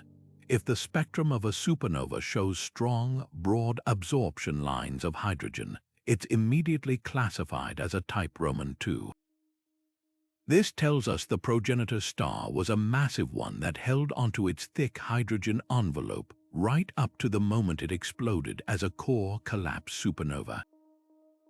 If the spectrum shows no hydrogen lines at all, it's classified as a type I. This absence is a massive clue that the star somehow lost its outer hydrogen layers before it exploded. But the story doesn't end there. The type I category is then further split into three major subclasses: Ia, Ib, and Ike, based on the presence or absence of other key elements. This is where the true detective work begins. A type Ia supernova reveals its identity through a strong signature of silicon in its spectrum. This, combined with its perfectly characteristic light curve powered by radioactive nickel decay, points unequivocally to the thermonuclear explosion of a white dwarf in a binary system. It's a completely different physical mechanism from the core collapse of a massive star. The types Ib and Ike, however, are a different story. They are both core collapse supernova, but of stars that have been stripped bare. A type Ib shows strong lines of helium in its spectrum, but no hydrogen. A type Ike lacks both hydrogen and helium. This progression tells a vivid story of pre-supernova violence. The progenitor of a type Ib likely had its hydrogen envelope stripped away by a binary companion, exposing its helium layer. The progenitor of a type Ike must have endured even more extreme mass loss, perhaps from powerful stellar winds if it was a Wolf-Rayet star, stripping away both the hydrogen and the helium to expose even deeper layers of elements like oxygen and carbon before its core collapsed. The classification system continues to evolve because nature is always more creative than our boxes. Astronomers have discovered numerous peculiar and superluminous subtypes that challenge the simple model. For instance, type IN supernovas show narrow hydrogen lines in their spectra, indicating that the expanding ejector is plowing into a dense shell of hydrogen-rich material that the star ejected just years or centuries before its final explosion. This points to a period of extreme instability right at the end of the star's life. There are also types Ib supernova, which start out looking like a normal hydrogen-rich type Roman II but then transform as their outer hydrogen layer becomes transparent to resemble a hydrogen-poor type Ib. This suggests a star that had most but not all of its hydrogen stripped away before it died. This entire taxonomic framework is far from just an academic exercise. It is the critical link between theory and observation. When an astronomer announces the discovery of a new supernova, its immediate classification tells them what physical model to apply. It tells them what kind of star likely died and in what kind of environment. This allows them to predict how the light curve should behave, what elements they should expect to find, and even what kind of compact remnant, neutron star or black hole might be left behind. It is the essential first step in turning a brilliant point of light in the sky into a detailed chapter in the ongoing story of stellar evolution. While our modern telescopes and satellites give us an incredible window into the violent deaths of stars, some of the most important supernovae in the astronomical record were witnessed thousands of years ago by curious observers who had no idea what they were seeing. These historical events, meticulously recorded by ancient cultures, provide a unique and invaluable long-term dataset that simply cannot be replicated, offering us a centuries-long view of a cosmic process that typically unfolds over human timescales. The most famous of these is undoubtedly the supernova of 1054, which gave birth to the Crab Nebula. In the month of July, Chinese court astronomers recorded the appearance of a guest star in the constellation Taurus. a new point of light so brilliant that it was visible in broad daylight for 23 days and remained observable to the naked eye at night for nearly 2 years. Half a world away, Native American artists in what is now the southwestern United States may have captured its likeness in a petroglyph at Choco Canyon, showing a crescent moon with a large star positioned eerily close to where the explosion occurred. This ancient observation is a gift to modern science because it provides an exact birth certificate for the Crab Nebula and its central pulsar. Knowing the precise date of the explosion allows astronomers to study the remnant's evolution over a known 970-year span. We can measure exactly how fast the expanding cloud of gas has been moving, which in turn helps us calculate the energy of the original blast and the density of the surrounding interstellar medium it's been plowing into. It confirms theoretical models of how pulsars slow down over time, as the spin rate of the Crab pulsar today perfectly matches predictions based on its estimated age. Without that historical anchor point, we would be making far less certain guesses about the physics at play. Other spectacular events were also documented, like the supernova of 1604, now known as Kepler's supernova, which was so bright it was studied by the great astronomer Johannes Kepler himself.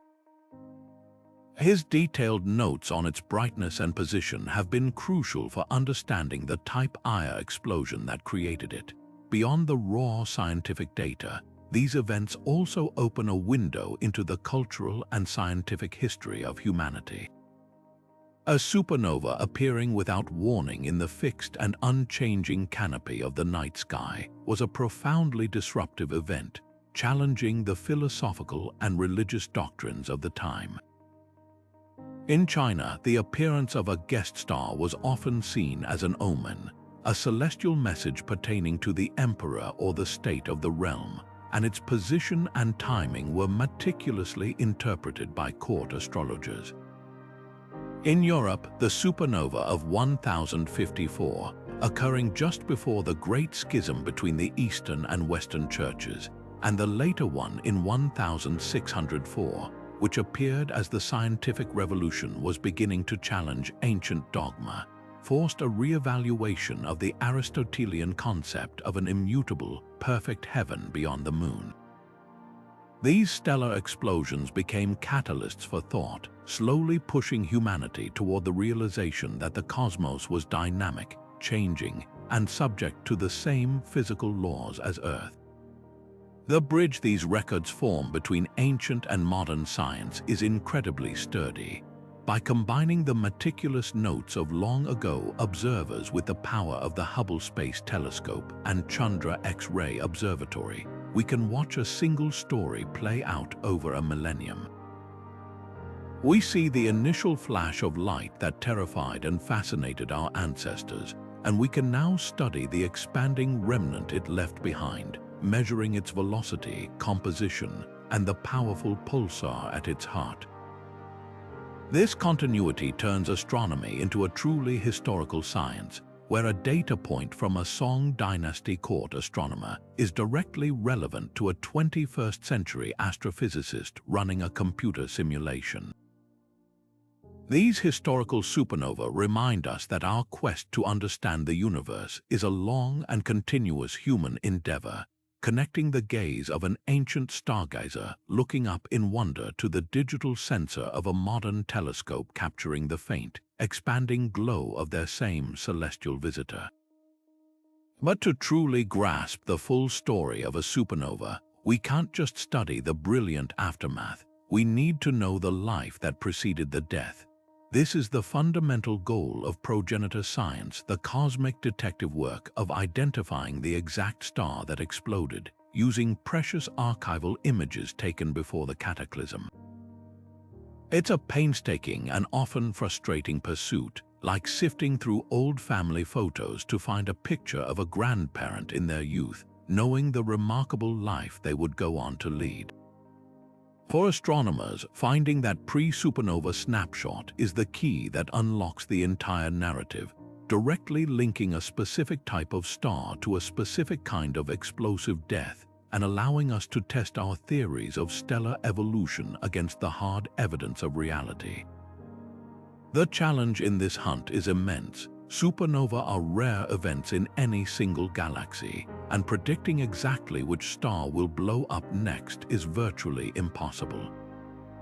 The strategy, therefore, is one of patience and preparation. Large-scale surveys tirelessly map the sky night after night, building vast archives of images containing billions of stars. When a supernova is finally detected in a distant galaxy, astronomers immediately race to scour these pre-existing archives, looking at that precise spot in the sky to see what star was there before the light of the explosion washed it out.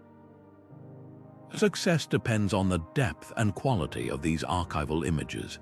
The Hubble Space Telescope has been an invaluable tool in this regard, its sharp vision providing a deep historical record of countless galaxies, creating a treasure trove of potential progenitor portraits just waiting for their subject to erupt. When the search is successful, the results are profoundly illuminating. For core collapse supernova, the most commonly identified progenitors are red supergiants, massive, cool, inflated stars in the final stages of their lives. This fits perfectly with our models for the most common type IP supernova, whose long-lasting plateaus in brightness require the presence of a massive hydrogen envelope, exactly what a red supergiant possesses. But the universe loves variety. For the hydrogen-poor type Ib and Ike supernova, the progenitor hunt points to a very different kind of star, Wolf-Rayet stars. These are the exposed, blazing hot cores of once massive stars that have been stripped bare of their outer hydrogen and helium layers by powerful stellar winds or by the gravitational theft of a binary companion. Finding a Wolf-Rayet star at the site of a type Ike supernova confirms the theory that these explosions come from stars that have been peeled down to their elemental core before death. Perhaps the most dramatic confirmation of progenitor theory came not from a massive star, but from the death of a white dwarf. For type Ia supernova, the classic theory involves a white dwarf in a binary system. While the white dwarf itself is too faint to see in distant galaxies, astronomers got a monumental break in 2012 with the discovery of supernova 2011 Phi in the Pinwheel galaxy. Incredibly, the Hubble archival images of that location showed not one but two stars in a binary system. After the supernova faded, one of them was gone. The surviving star was a red giant, perfectly matching the model of a single degenerate system where a white dwarf accretes material from a giant companion until it reaches the Chandrasekhar limit and explodes. This was a landmark observation, providing the first direct visual evidence for one of the pathways that lead to these critical cosmic explosions. Yet, the progenitor hunt has also delivered its share of mysteries that force us to rethink our assumptions. Most notably, searches for the progenitors of some of the most energetic supernova have come up empty. For certain superluminous events, and even for some regular type IP explosions, the archival images show nothing. No bright, massive star where the explosion occurred. This suggests that the progenitors for these events might be faint, perhaps because they are enshrouded in thick cocoons of dust they ejected in violent pre-supernova outbursts, or because they are part of very tight binary systems that are difficult to resolve. These non-detections are just as important as the successes. They are the universe pointing out the gaps in our knowledge, showing us that the pathways to stellar death are even more diverse and complex than we had imagined. Each identified progenitor and each mysterious absence adds a crucial piece to the puzzle, slowly building a complete family album of stars and connecting their lived experiences directly to the spectacular finales they choose.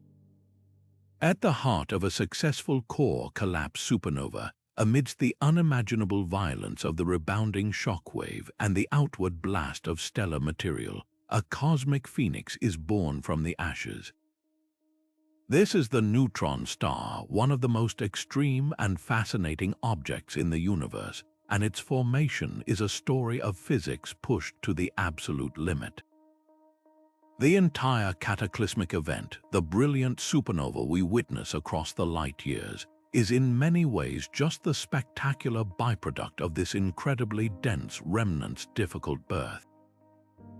The journey to becoming a neutron star begins in the final second of the star's life, when the iron core can no longer support itself and collapses inward at nearly a quarter the speed of light. This freefall continues until the core reaches a density comparable to that of an atomic nucleus. At this point, the individual protons and electrons that make up the core material are forced together under the incredible pressure, merging to form neutrons and releasing a flood of neutrinos in the process. This transformation, known as neutronization, halts the collapse almost instantly. The core is no longer a plasma of separate particles. It has become a single, city-sized ball of nuclear material, a proto-neutron star. It's so incredibly dense that a single sugar cube-sized fragment of it would weigh more than all of humanity combined. But this newborn object is far from stable. It is born searingly hot, with temperatures in the billions of degrees, and it is spinning rapidly as the core's original rotation has been amplified by the collapse, much like an ice skater pulling in their arms to spin faster. The magnetic field of the progenitor star, also compressed during the collapse, is wound up to unimaginable strengths, creating magnetic fields that can be 1 trillion times more powerful than Earth's.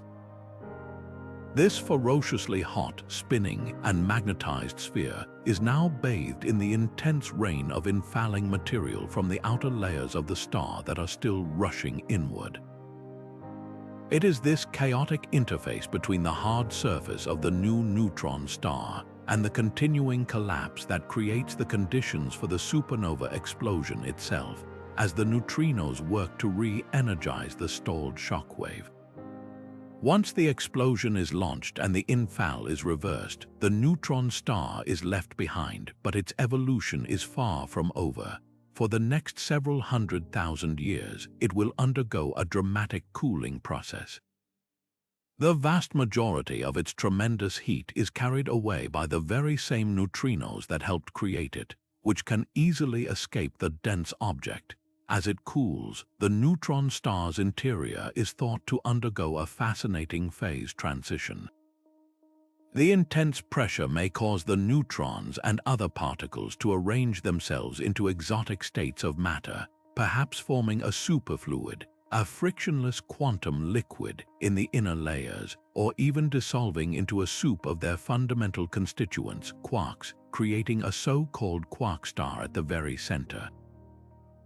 The solid crust that forms on the outside is likely a crystalline lattice of atomic nuclei, incredibly rigid and strong, floating on top of this inner sea of exotic particles. We can observe these incredible objects most clearly when they are born as pulsars. If the neutron star's powerful magnetic field axis is misaligned with its rotation axis, it acts like a cosmic lighthouse. Beams of intense radiation shoot out from the magnetic poles, and as the star spins, sometimes hundreds of times per second, these beams sweep across space. If one of those beams happens to cross Earth's path, we detect a regular pulse of radio waves, X-rays, or even gamma rays with every rotation. The timing of these pulses is astonishingly precise, rivaling atomic clocks.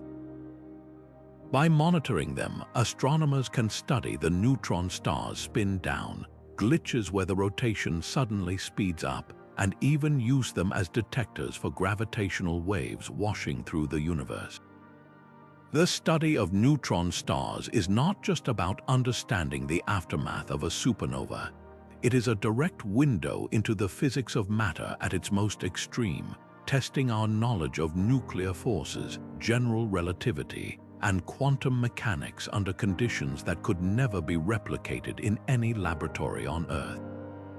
While the birth of a neutron star is a testament to physics pushed to its limits, there exists an even more final and absolute outcome for the collapsing core of a massive star, one where the forces of nature are so overwhelming that not even the incredible density of a neutron star can provide a stopping point.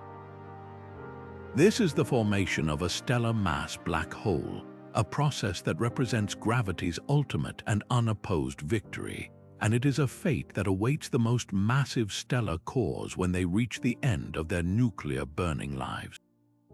The journey into a black hole can follow two distinct paths, each with its own profound implications for the supernova explosion itself and the legacy it leaves behind. The first and most direct route is known as prompt black hole formation.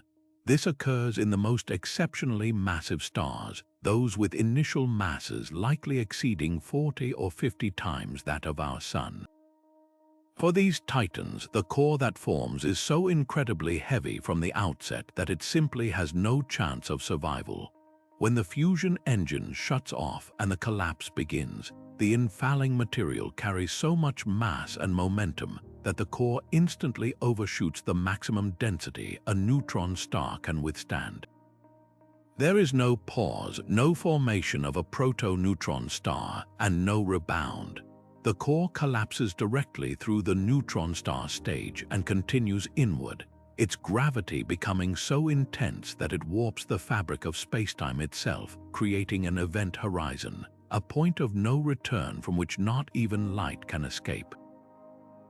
In this scenario, the entire core, and potentially a large fraction of the star's outer layers, vanish from the observable universe almost instantly. The result is what we previously explored as a failed supernova, where the star seems to simply wink out of existence without the brilliant fireworks of a traditional explosion. The second, and perhaps more common, pathway is known as delayed black hole formation or fallback. Here, the initial collapse does succeed in forming a proto-neutron star, and the neutrino-driven mechanism even manages to launch a shockwave that begins to power a supernova explosion. However, for stars on the higher end of the mass spectrum, the outer layers of the star are exceptionally massive and extended. The initial shockwave, while powerful, may not have enough energy to overcome the immense gravitational pull of the newborn neutron star and the weight of the overlying material.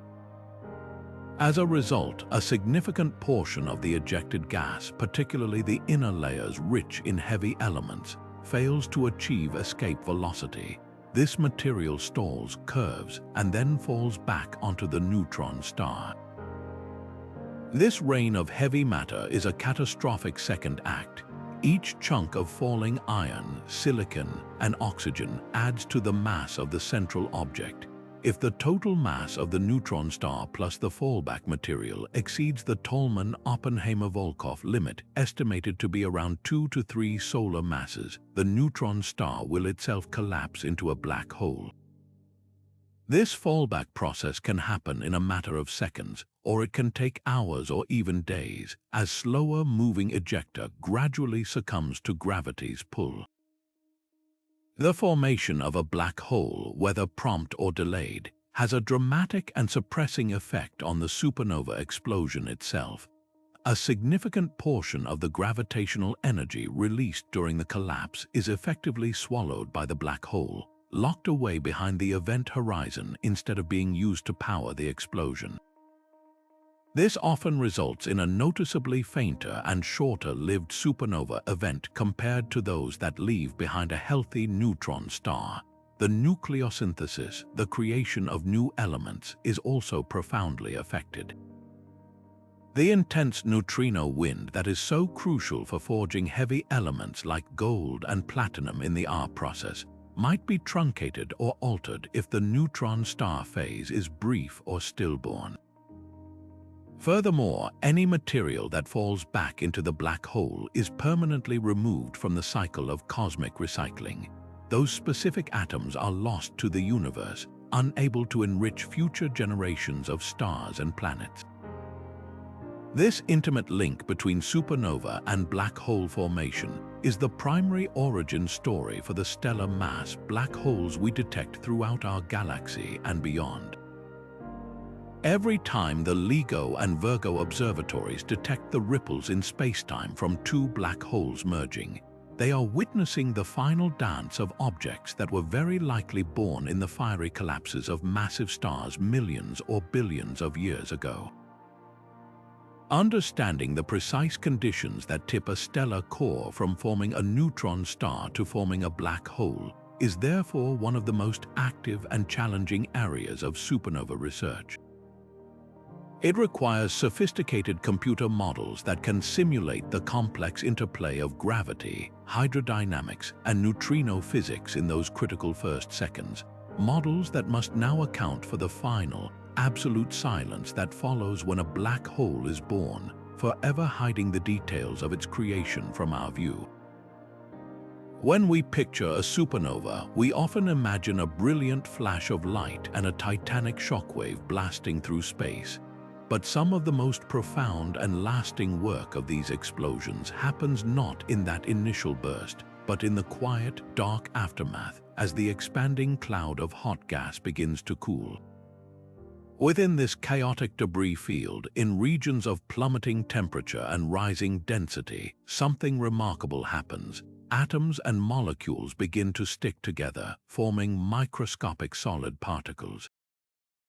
This is the birth of cosmic dust, and supernova are among the universe's most prolific and essential dust factories. The process itself is a fascinating act of cosmic alchemy. The supernova ejecta is a rich soup of newly forged elements: oxygen, carbon, silicon, magnesium, and iron all abound. As this expanding gas cloud races outward, it dramatically cools and becomes less dense. Think of it like water vapor in Earth's atmosphere cooling to form snowflakes. Under the right conditions, gas phase atoms condense directly onto microscopic seed particles or nucleate together to form tiny solid grains. In the frigid, dense pockets within the supernova remnant, carbon atoms link up to form graphite dust, while silicon and oxygen combine to create silicate grains, the very same stuff that makes up much of the sand on a beach. Iron and other metals can form their own distinct grains or be incorporated into the others. In a single event, a supernova can generate absolutely staggering amounts of this material, anywhere from a significant fraction of our sun's mass down to about 1/100th of it, which still translates into hundreds of Earth masses of brand new dust.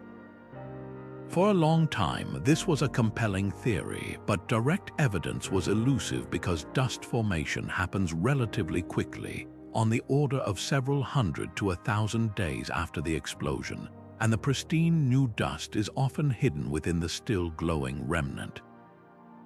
The breakthrough came with advanced infrared telescopes like Spitzer and Herschel. Infrared light is the perfect tool for this hunt, because while these dust grains are tiny and block our view in visible light, they absorb energy and re-radiate it as heat, glowing brightly in the infrared part of the spectrum. We've now witnessed this process in action. A classic example is the famous supernova remnant Cassiopeia A. Observations have detected vast clouds of warm and cold dust within its structure, totaling well over a solar mass of material. Even more compelling was the detection of freshly formed dust in the ejecta of supernova 1987, within just a few years of its explosion, confirming that these stellar deaths can indeed manufacture dust on incredibly short cosmic timescales. The role this dust plays is absolutely fundamental to the life cycle of galaxies. First, dust grains are incredibly efficient at cooling interstellar gas clouds. They do this by absorbing the thermal energy from warm gas and re-radiating it away as infrared light. This cooling effect is critical because it allows giant molecular clouds to lose energy, contract, and eventually fragment under their own gravity to form new stars. Without this cooling mechanism provided largely by dust, star formation would be a much slower and less efficient process. Second, dust provides crucial shielding. The dense, dusty cocoons around forming protostars block out the intense, harsh ultraviolet radiation from nearby hot stars. This protection allows delicate molecules, including the complex organic molecules that are the precursors to life, to form and survive without being broken apart by radiation.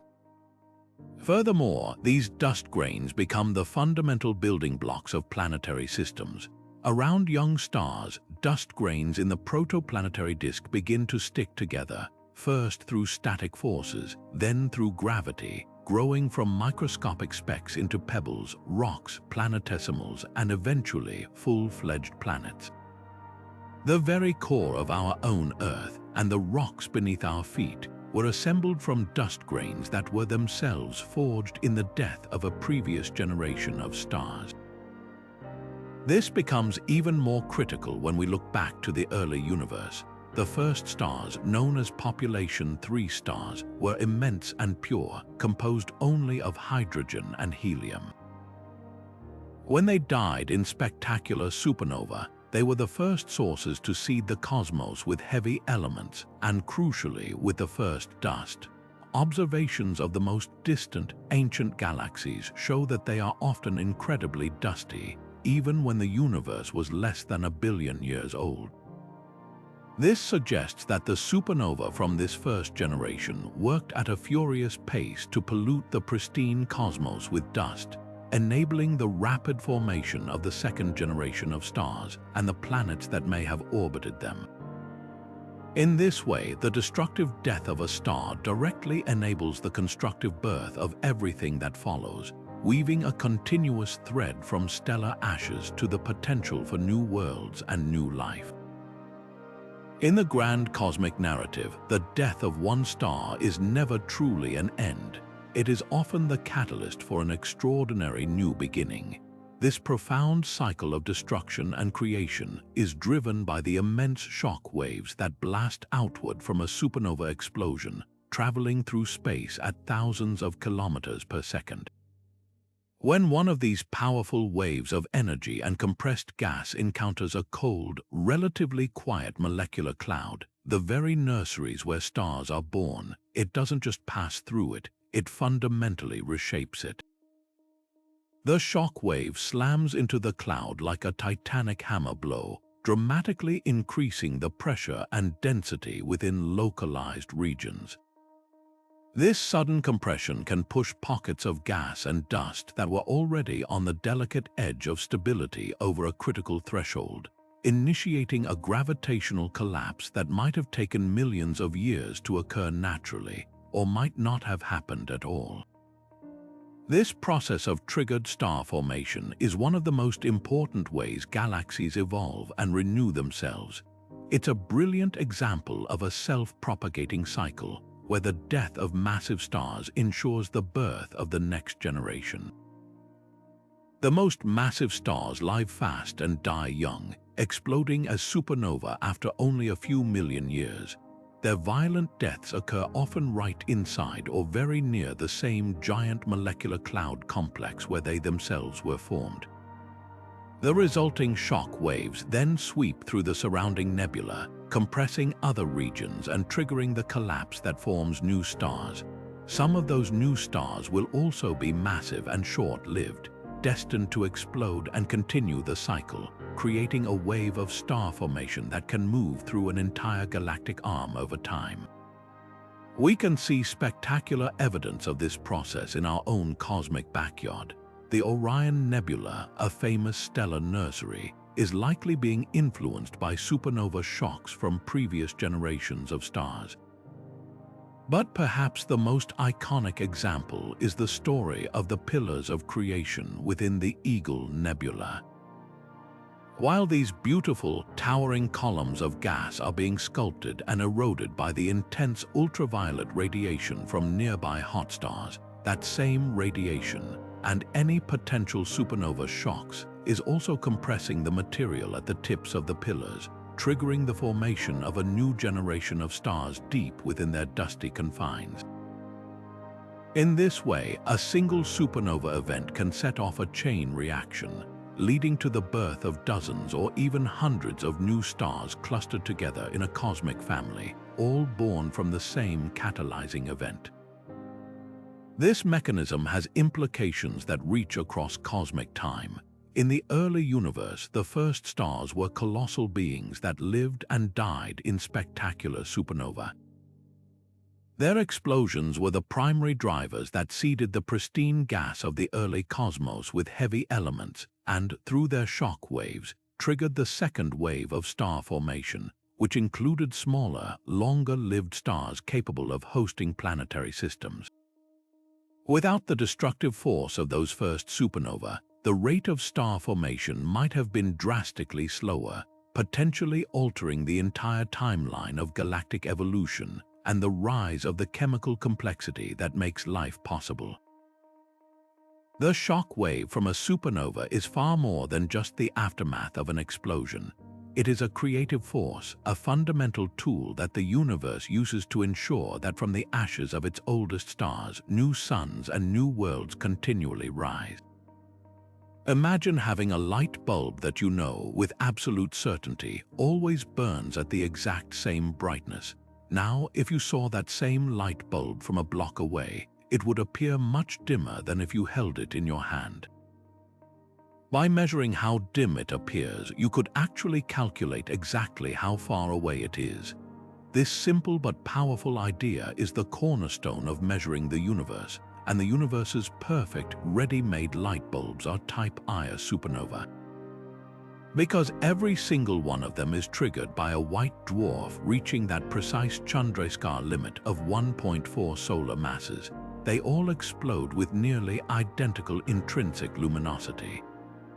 This makes them phenomenal standard candles, and they have become our most vital tool for measuring the vast distances to faraway galaxies, a field of study known as supernova cosmology. The story of their most dramatic application reads like a thrilling scientific detective story. Throughout the 20th century, the prevailing belief was that the expansion of the universe, set in motion by the Big Bang, must be slowing down over time due to the mutual gravitational pull of all the matter within it. The big question was whether that deceleration was enough to eventually halt and reverse the expansion in a big crunch, or if it would just continue to slow forever. Two rival teams in the late 1990s, the Supernova Cosmology Project and the High-Z Supernova Search Team, set out to measure this deceleration by using Type Ia supernova as cosmic mile markers. They painstakingly searched for these exploding stars in incredibly distant galaxies, billions of light years away, by measuring how much the expansion of the universe had stretched their light, a phenomenon called redshift, and then carefully comparing that to how dim they appeared. They could chart how the expansion rate has changed over cosmic history. The results were not just surprising, they were mind-bending. The data from both teams converged on a single, shocking conclusion. The distant supernova were significantly fainter than they should have been if the universe's expansion were slowing down. The only possible explanation was that the expansion of the universe wasn't decelerating at all, it was accelerating. Something was acting against the relentless pull of gravity, pushing galaxies apart from each other at an ever-increasing rate. This mysterious, repulsive force was dubbed dark energy, and its discovery turned all of cosmology upside down, earning the team leaders the Nobel Prize in Physics in 2011. It was a monumental revelation that came from carefully observing the death throes of ancient white dwarf stars. Today, supernova cosmology is more active than ever, focused on trying to understand the bizarre properties of this dark energy.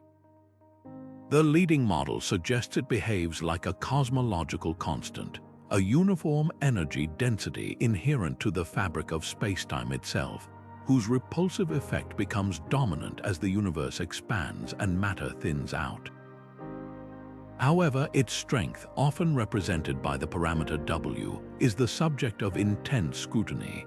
Is it truly a constant force, or does its strength vary over time?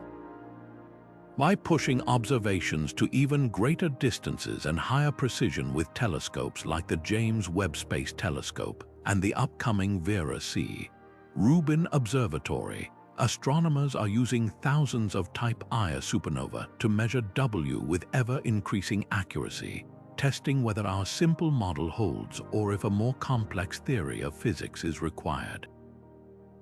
This work also places Type Ia supernova at the heart of a major ongoing debate in cosmology, the Hubble tension, measurements of the current expansion rate of the universe, known as the Hubble constant, derived from the local cosmic distance ladder that includes supernova, consistently disagree with the value predicted from observations of the early universe by the Planck satellite. This discrepancy suggests there might be something missing from our standard model of cosmology, perhaps a new type of particle or a previously unknown property of dark energy. As the most precise distance indicators across vast cosmic stretches, Type Ia supernova are central to resolving this puzzle, their calibrated light providing the critical data that could point toward a new physical revolution. It is a profound testament to the interconnectedness of the cosmos that the catastrophic death of a tiny, dense star billions of years ago now serves as our essential guide to understanding the ultimate fate of everything. To truly peer into the heart of a supernova and unravel its deepest secrets, we must venture beyond what telescopes can see and enter the realm of advanced computer simulation. This is where theoretical astrophysics meets raw computational power, creating virtual laboratories where we can recreate the final, frantic moments of a star's life again and again. The challenge is immense, as a supernova is a chaotic convergence of nearly every branch of physics, all playing out in a three-dimensional maelstrom over mere seconds. Modern simulations must account for the complex hydrodynamics of the collapsing star, the ghostly transport of trillions upon trillions of neutrinos, the mind-bending influence of general relativity, and the shaping force of incredibly powerful magnetic fields. It is one of the most computationally demanding problems in all of science. For decades, the biggest puzzle these simulations faced was the supernova problem. Simple one-dimensional models which treated the star as a series of perfect spherical shells consistently failed. In these models, the initial shockwave generated by the core's rebound would stall every single time, unable to break through the infalling layers of the star. It was like a wave crashing against an endless cliff face, falling back without creating an explosion. This was deeply troubling because we knew from observation that supernova do indeed happen. The missing ingredient, it turned out, was the multi-dimensional nature of reality. When researchers began building sophisticated three-dimensional models, they discovered that the inner regions of the collapsing core are not smooth and orderly. They are a roiling, turbulent soup. Convection bubbles of superheated material rise like boiling water, while tendrils of cooler matter fall inward. This chaotic churning, combined with the subtle energy deposition from neutrinos, helps re-energize the stalled shock, finally pushing it outward to create the explosion we see. These simulations were the key to solving a decades-old mystery, showing that the star's death is not a simple spherical explosion, but a violent, asymmetric struggle. The ultimate goal of this work is to create a unified model that can accurately predict the outcome of a collapse based solely on the initial properties of the progenitor star. Why does one massive star explode and leave behind a neutron star, while another of similar mass collapses silently into a black hole? The answer seems to lie in the star's intricate internal structure, its rotation rate, and the strength of its magnetic field. Simulations are now revealing that even tiny differences in these initial conditions can lead to dramatically different finales. A rapidly spinning core can generate jets that lead to a more energetic, asymmetric explosion. A slightly more massive progenitor might lead to more fallback material collapsing onto the neutron star, pushing it past its limit to form a black hole. By running thousands of these virtual experiments, astrophysicists are creating a map that connects a star's life to its death, allowing them to understand the diverse population of supernovae we observe and the compact remnants they leave behind. Despite the incredible progress, these digital models are still not perfect replicas of nature.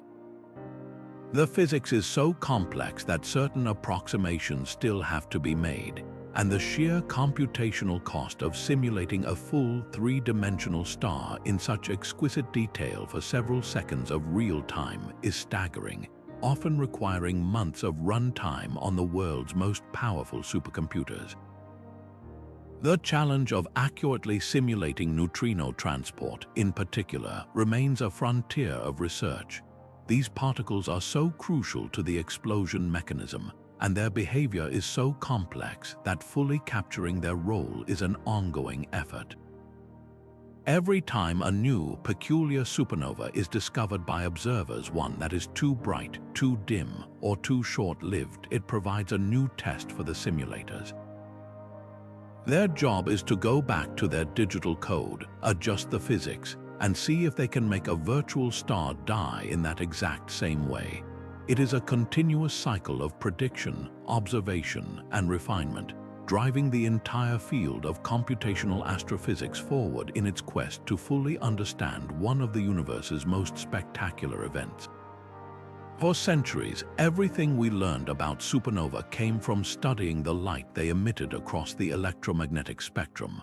But light can only tell us part of the story, revealing the aftermath of the explosion as it propagates through the ejected debris. To truly understand the chaotic dynamics happening deep within the collapsing core in those first critical seconds, we needed to learn how to listen to the universe. This new sense is gravitational wave astronomy, and it allows us to hear the literal ripples in the fabric of space-time itself, generated by the most violent motions of mass. When a massive star collapses, if that collapse is not perfectly spherical, if there is a lopsided sloshing of material, a rapid wobble of the nascent neutron star, or the emergence of powerful jets, it creates a disturbance in gravity that propagates outward at the speed of light. These are gravitational waves, and they carry with them a direct, unedited recording of the explosion's engine from the moment it turns on. Detecting these incredibly faint signals is a triumph of human engineering and perseverance. Observatories like LIGO in the United States and Virgo in Italy are essentially the most precise rulers ever built. They use lasers shot down multi-kilometer long vacuum tunnels to measure the infinitesimal stretching and squeezing of space-time as a gravitational wave passes through Earth. The distortion they are trying to measure is almost unbelievably small, a fraction of the width of a proton. The first direct detection of gravitational waves in 2015 from a pair of merging black holes was a landmark event that opened this new window onto the cosmos. For a core collapse supernova, the signal would be different, shorter, more complex, and originating from a single source rather than a merging binary. The specific pattern of the waves, the frequency and amplitude of the ripples, would encode a detailed blueprint of the explosion's asymmetry, the rotation of the progenitor star, and the behavior of matter at nuclear densities. The potential insights are revolutionary. For instance, the supernova problem of how the shockwave is revived could be directly tested. Different models of neutrino-driven convection and the standing accretion shock instability predict subtly different gravitational wave signatures. By matching a detected signal to these theoretical templates, we could finally identify the precise mechanism that brings a star back from the brink of silent collapse to brilliant explosion. Furthermore, these waves could reveal the birth of a neutron star in real time. The oscillations and vibrations of the hot, newborn proto-neutron star, its rings and jitters like a struck bell, would be imprinted on the gravitational wave signal, allowing us to probe its internal structure and the state of matter under conditions impossible to recreate on Earth. If the collapse instead results in a black hole, the signal would cut off abruptly with a characteristic tone, providing immediate confirmation of its formation. This new window is most powerful when used in concert with traditional astronomy, an approach known as multi-messenger astrophysics. The ideal scenario would be a supernova occurring relatively nearby in our galactic neighborhood.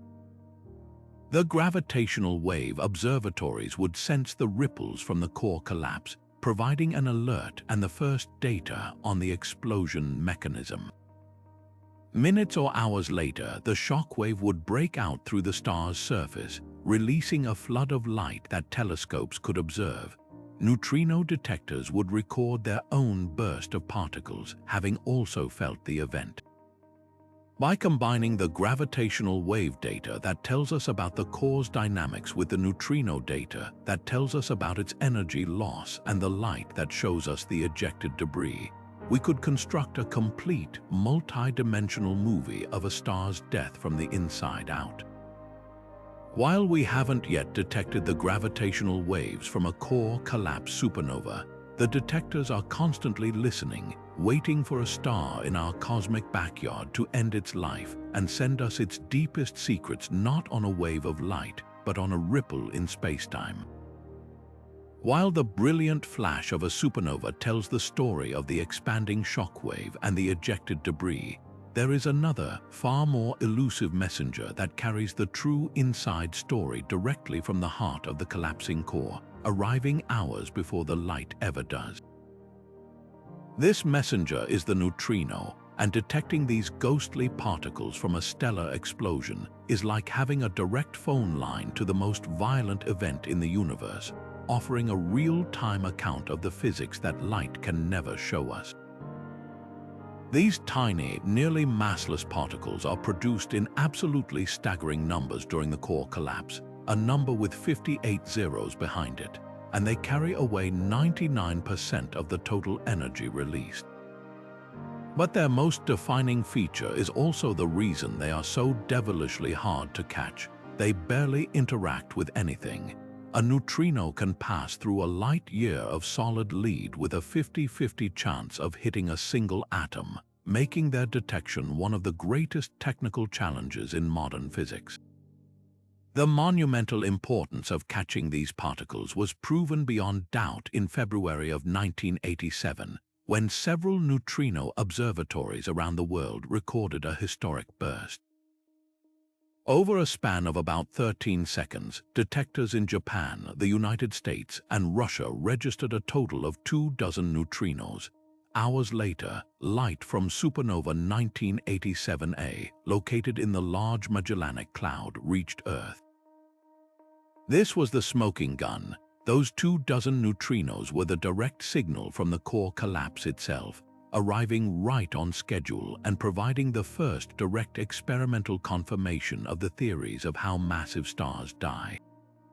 It was a watershed moment for both astronomy and particle physics, proving that we could indeed detect these cosmic messengers and that they held the key to understanding the engine of a supernova. Today, a global network of incredibly sensitive detectors stands ready for the next nearby event, and their capabilities are orders of magnitude beyond those of the 1980s. The premier instrument is the Super Kamiok and detector in Japan, a colossal cylindrical tank filled with 50,000 tons of ultra-pure water, buried deep underground in a mine to shield it from other cosmic rays. Lining the walls are over 13,000 incredibly sensitive light sensors called photomultiplier tubes. They are not waiting for a neutrino to hit an atom directly, which is almost impossibly rare.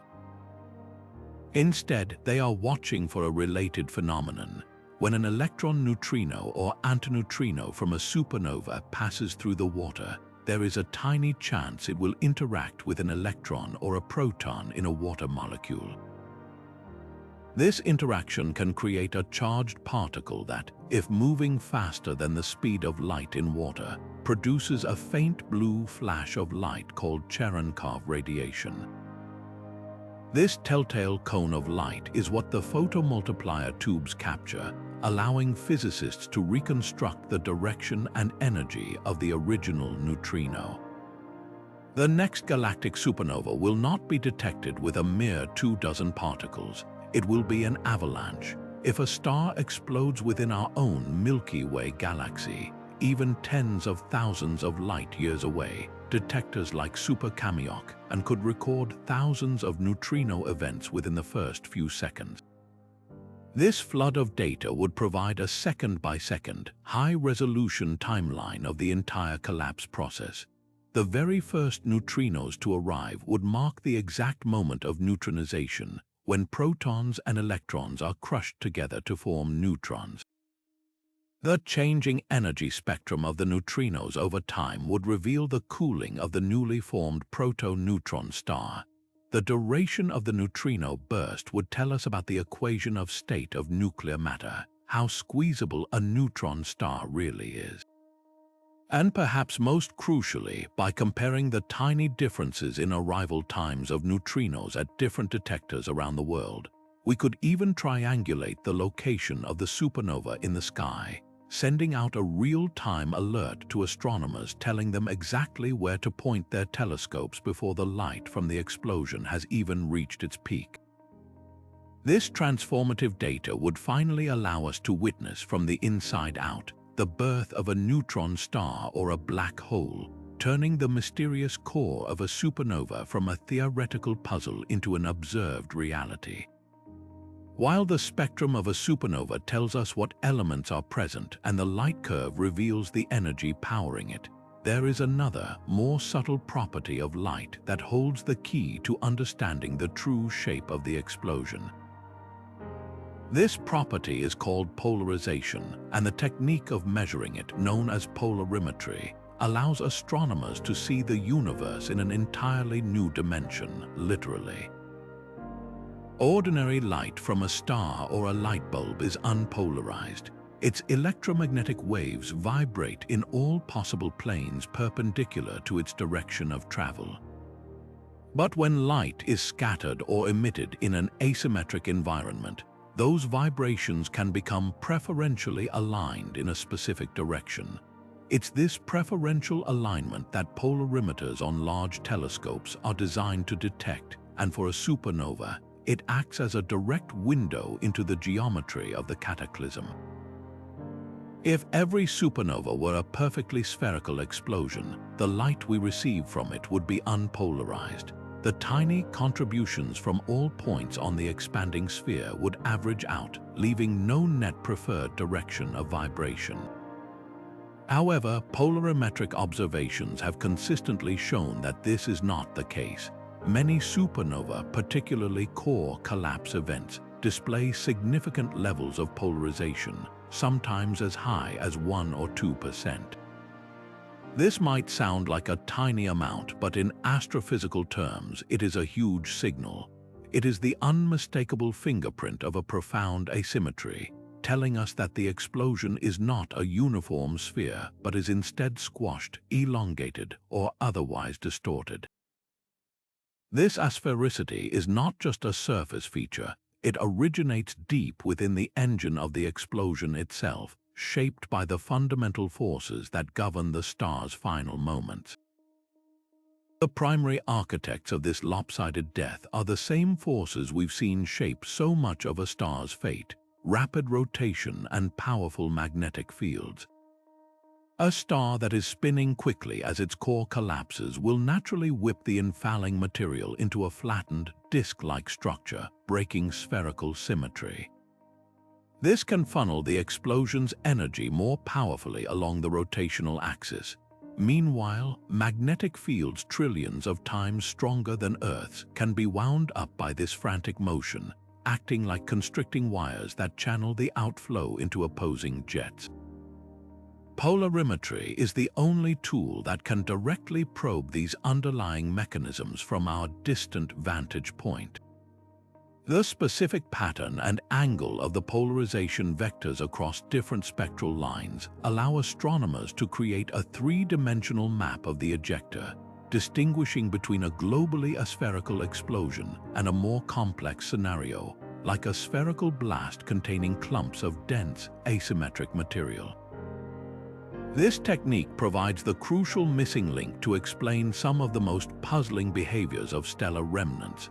For decades, astronomers have observed that many neutron stars or pulsars are hurtling through space at incredible speeds of hundreds of kilometers per second, some even on a trajectory to escape the galaxy entirely. This natal kick had long been theorized to come from an asymmetric explosion, and polarimetry delivered the proof. The detected polarization shows that the explosion is lopsided, and according to Newton's third law, for every action, there is an equal and opposite reaction. If more mass and energy are ejected in one direction, the newborn neutron star will be kicked in the opposite direction. The degree of polarization observed directly correlates with the estimated kick velocities, beautifully closing the loop on this cosmic mystery. Similarly, the jet-like structures seen in hypernova linked to gamma-ray bursts also leave a strong polarimetric signature, confirming their highly collimated bipolar nature. By adding this dimensional perspective, polarimetry forces a major revision of our supernova models. It proves that one-dimensional simulations, which assume perfect spherical symmetry, are fundamentally limited. To truly replicate what we see, astrophysicists must run complex three-dimensional computer models that incorporate rotation, magnetic fields, and turbulent convection.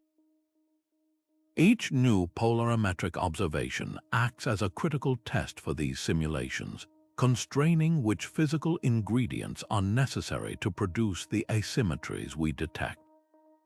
It transforms a supernova from a simple, brilliant flash into a structured, directional event, revealing that the death of a star is a far more complex and dynamic process than we ever imagined, with its final shape written in the subtle, polarized light that travels across the cosmos to our telescopes. But while we can observe the beautiful aftermath of a supernova and study the elements it has scattered into space, a critical question remains: exactly how much of each element does a single explosion actually produce? This brings us to the concept of supernova nucleosynthesis. Yields a detailed accounting of the elemental output from these cosmic forges. Think of it like the inventory from the most immense factory imaginable. The yield is the total mass of each chemical element, from oxygen and silicon to gold and uranium, that a supernova manufactures and ejects into the interstellar medium. This isn't a fixed number, it's a value that varies dramatically based on the specific recipe of the star that died and the violence of its final detonation. Three primary factors act as the master controls for this cosmic element factory. First is the initial mass of the progenitor star. A star 15 times the mass of our Sun will fuse elements all the way up to iron in its core, creating a specific layered structure. When it explodes, the yield will be rich in elements like oxygen, neon, and magnesium synthesized in its outer shells. A much more massive star, say 40 solar masses, might have such strong stellar winds during its life that it strips away its outer hydrogen and helium layers long before it explodes. This dramatically changes the yield, leaving behind a signature rich in heavier elements like carbon and oxygen from its exposed core, and less of the lighter elements. The second factor is metallicity, which in astronomy refers not to shiny metal, but to the initial abundance of elements heavier than hydrogen and helium that the star was born with. A star born in the early universe from pristine gas will have a very different fusion pathway compared to a star born more recently from gas already enriched by previous supernova. This initial chemical composition sets the stage for what elements can be forged later. Finally, the energy of the explosion itself is a crucial variable. A more energetic supernova will create higher temperatures and pressures in the expanding shockwave, which can activate different nuclear reaction pathways and produce a greater abundance of the very heaviest elements through the rapid neutron capture process.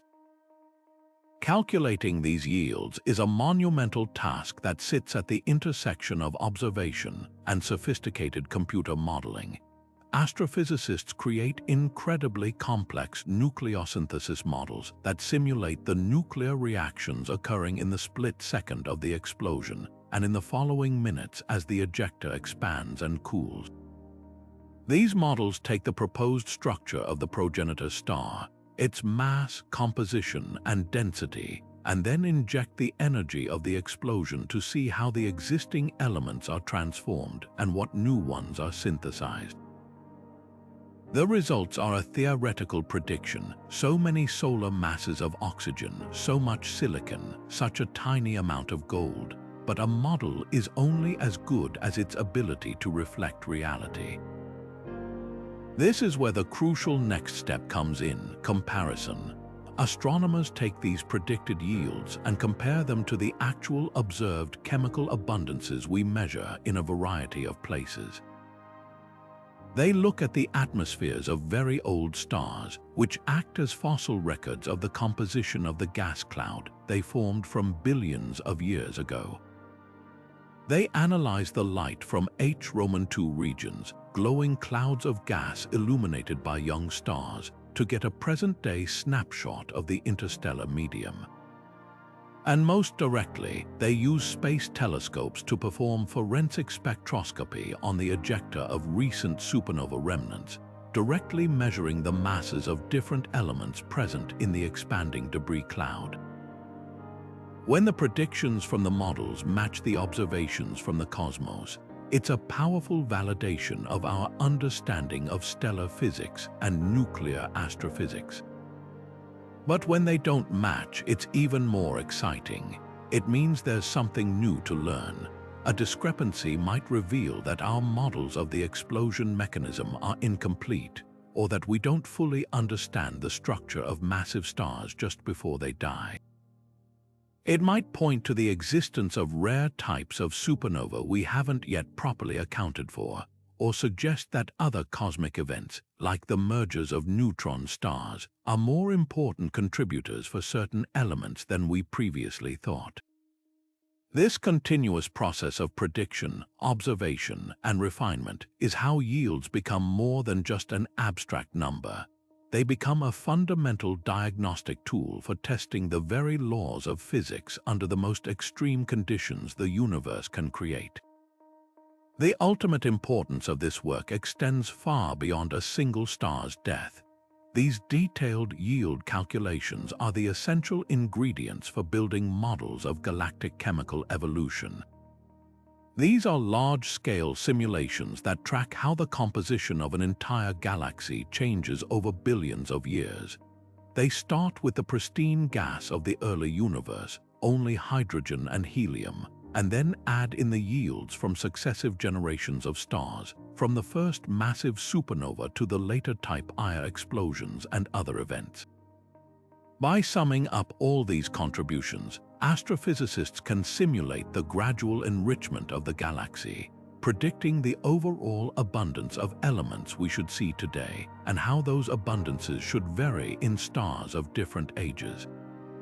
It's a grand narrative that connects the death of individual stars to the large-scale chemical destiny of a galaxy.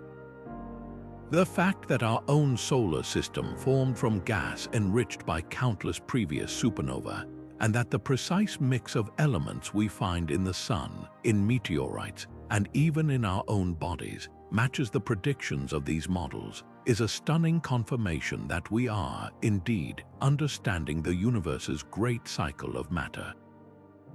We are beginning to read the story of our own cosmic ancestry, written in the elemental yields of stars that died long before our Sun was even born.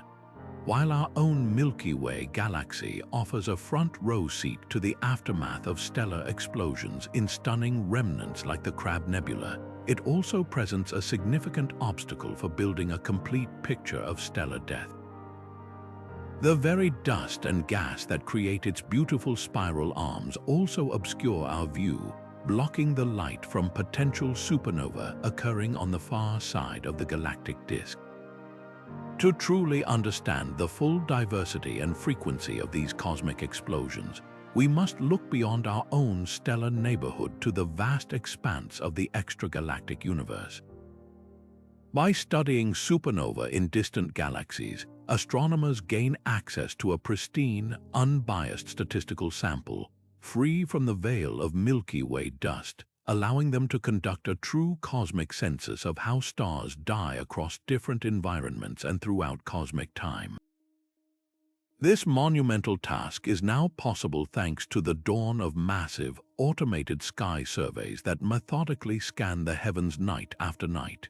Facilities like the Zwicky Transient Facility in California, the Pan-STARRS telescopes in Hawaii, and the upcoming Vera C.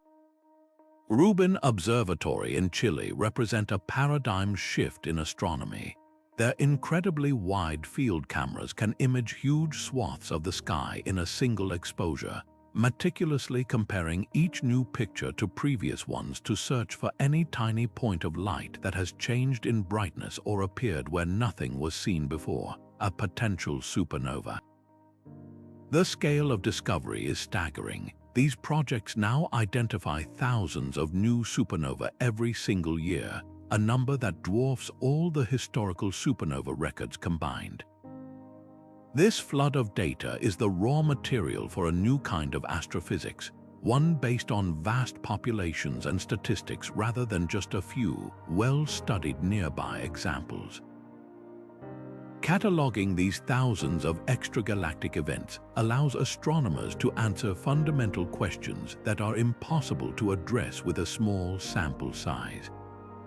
They can now calculate precise supernova rates for the entire universe, determining exactly how often each type of explosion occurs.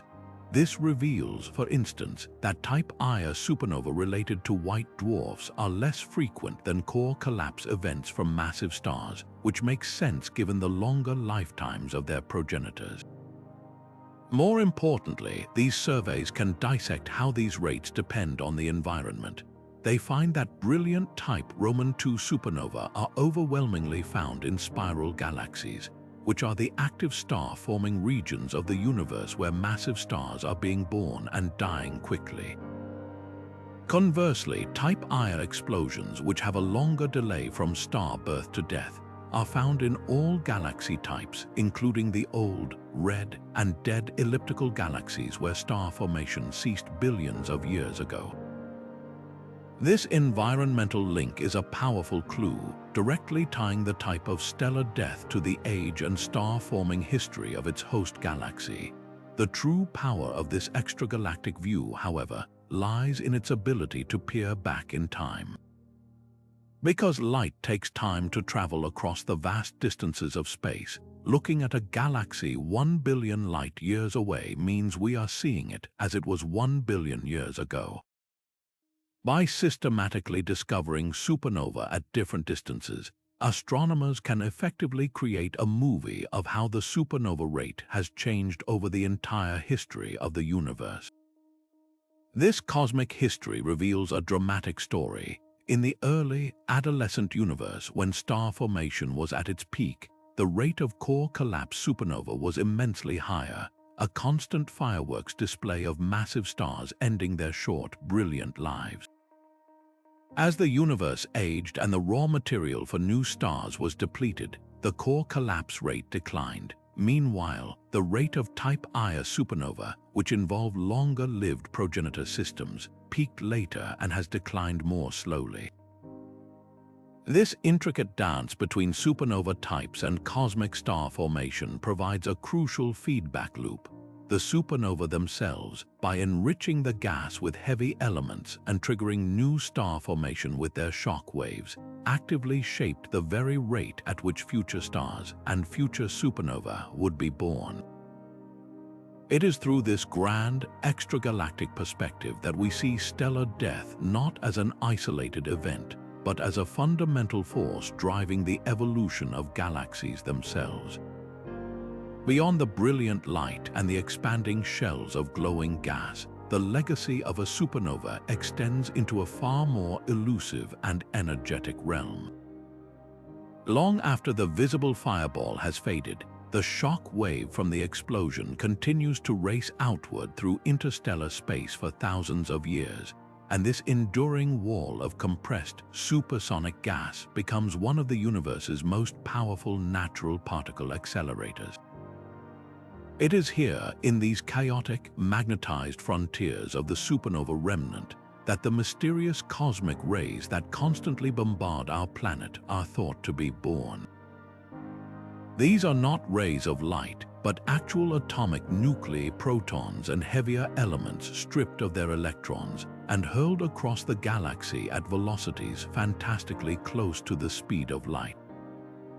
Their origins have been one of the great puzzles of astrophysics for over a century, and supernova remnants are the prime suspects. The process that gives these particles their incredible energy is known as diffusive shock acceleration, often poetically called the Fermi mechanism, after the physicist Enrico Fermi, who first proposed the general idea. Imagine the forward shock wave of a supernova remnant as a vast magnetic piston moving through space. The region ahead of this shock is filled with turbulent magnetic fields and tenuous interstellar gas. When a lone, slow-moving proton or other atomic nucleus encounters this chaotic zone, it can become trapped, bouncing back and forth across the shock front as if caught in a magnetic pinball machine. With each crossing, it gains a little more energy from the moving magnetic fields, effectively getting a tiny push. After countless iterations of this process, the particle can be accelerated to nearly the speed of light, at which point it finally escapes the magnetic trap and rockets out into the galaxy as a cosmic ray. This relentless statistical process can boost the energy of a single proton to levels millions of times greater than anything achievable in human-built particle colliders like the Large Hadron Collider. For decades, this theory was compelling but lacked the definitive proof that could only come from direct observation. The smoking gun emerged with the ability to detect very high-energy gamma rays. Cosmic rays themselves are charged particles, so their paths are bent and scrambled by the magnetic fields that fill our galaxy. By the time they reach Earth, it's impossible to trace them back to their source. They appear to rain down uniformly from all directions. However, these ultra-relativistic particles don't travel in complete isolation. As they zoom away from their acceleration site, the supernova remnant, they inevitably interact with the ambient gas and light that fills interstellar space. A high-energy cosmic ray proton, for instance, can collide with a slow-moving proton in a cold gas cloud. This collision can create a neutral subatomic particle called a pion, which then rapidly decays into gamma rays. Crucially, these gamma rays are electrically neutral. They travel in perfectly straight lines, Chinese letter, magnetic FIELD, Chinese letter, by pointing our gamma ray telescopes toward a supernova remnant and detecting this specific high-energy signature. We are effectively seeing the glow from the cosmic ray production factory itself. This is exactly what modern gamma-ray observatories like NASA's Fermi Gamma-Ray Space Telescope and the ground-based Veritas and HESS arrays have done. They have looked at ancient supernova remnants, such as the 1,000-year-old RCW-86 or the iconic Cassiopeia A, and detected the telltale gamma-ray emission that can only be explained by the decay of pions produced in cosmic ray collisions. The energy spectrum and the spatial distribution of this gamma-ray light match the theoretical predictions almost perfectly, providing the most compelling evidence to date that supernova remnants are indeed the dominant source of the galactic cosmic rays that pervade our Milky Way. This discovery forges a direct link between the explosive death of stars and the high-energy particle physics that shapes our galactic environment, revealing that the most energetic particles in nature are born from the same colossal events that forge the elements and trigger the birth of new stars. This cosmic connection between stellar death and life on Earth presents a profound duality, a story of both existential threat and essential creation that is literally written into our very bodies.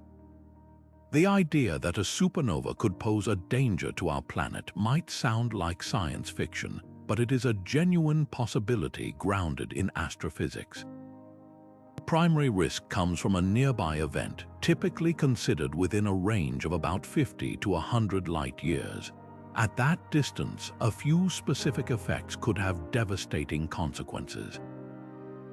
The most dramatic threat would be from a gamma-ray burst, the highly focused jet of energy that can accompany a hypernova. If such a beam were pointed directly at Earth, it would deliver an immense dose of high-energy radiation to our atmosphere for tens of seconds. This would not instantly scorch the surface, but it would chemically rip apart the ozone layer, our planet's essential sunscreen against ultraviolet radiation from the sun. With that protective layer obliterated, harmful UV rays would pour through, devastating the base of the food chain by killing plankton and triggering widespread extinctions across the planet. The radiation could also produce a thick smog of nitrogen dioxide, dimming the sun and potentially initiating a sudden ice age, a 1-2 punch that would be catastrophic for most complex life.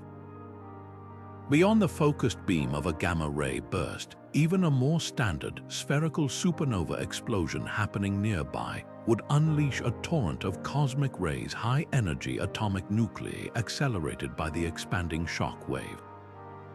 This prolonged barrage, which could last for years, would further damage the ozone layer and increase the radiation dose reaching the surface. Scientists have even found potential fingerprints of such events in our planet's geological record. Layers of sediment on the ocean floor contain unusual concentrations of radioactive isotopes like iron-60, which has a half-life of 2.6 million years. This isotope is not naturally produced on Earth. Its presence is a clear calling card of a nearby supernova. Findings suggest that such events occurred around 2.6 and 8.7 million years ago, bathing our planet in the fallout from stellar explosions. While these events did not cause mass extinctions, they coincide with periods of climate change and increased cancer rates in deep-sea organisms, showing that even a not immediately lethal supernova can leave a measurable scar on the biosphere. Yet, for all their terrifying destructive potential, we also owe our very existence to these same cataclysmic events. This is the beautiful paradox of the supernova. Every element in the universe heavier than helium was forged in the heart of a star or during its violent death. The iron that carries oxygen in our blood, the calcium that builds our bones, the phosphorus that is a key component of our DNA, and the iodine essential for our thyroid function. All of these atoms were created in previous generations of stars that ended their lives as supernova. Our solar system formed about 4.6 billion years ago from a cloud of gas and dust that had been enriched by the debris of countless such explosions. We are not just inhabitants of the universe, we are literally made from its recycled stardust, the ashes of long-dead stars that scattered their elemental bounty across the galaxy, allowing rocky planets like Earth to form and providing the fundamental chemical ingredients for life itself. This dual role casts supernova not as simple villains or heroes in the cosmic story, but as fundamental agents of change. They are the universe's great reset buttons and its most prolific factories combined. Their explosive deaths regulate the pace of star formation by compressing gas clouds to birth new suns, while also threatening any fledgling life on nearby worlds with radiation. They end the lives of stars but provide the materials for planets and living organisms. This intricate balance has profoundly influenced the timeline of life on Earth. Some paleontologists have proposed that a nearby supernova could have been a contributing factor in past extinction events, potentially pruning the tree of life and allowing new species to evolve and dominate in the aftermath.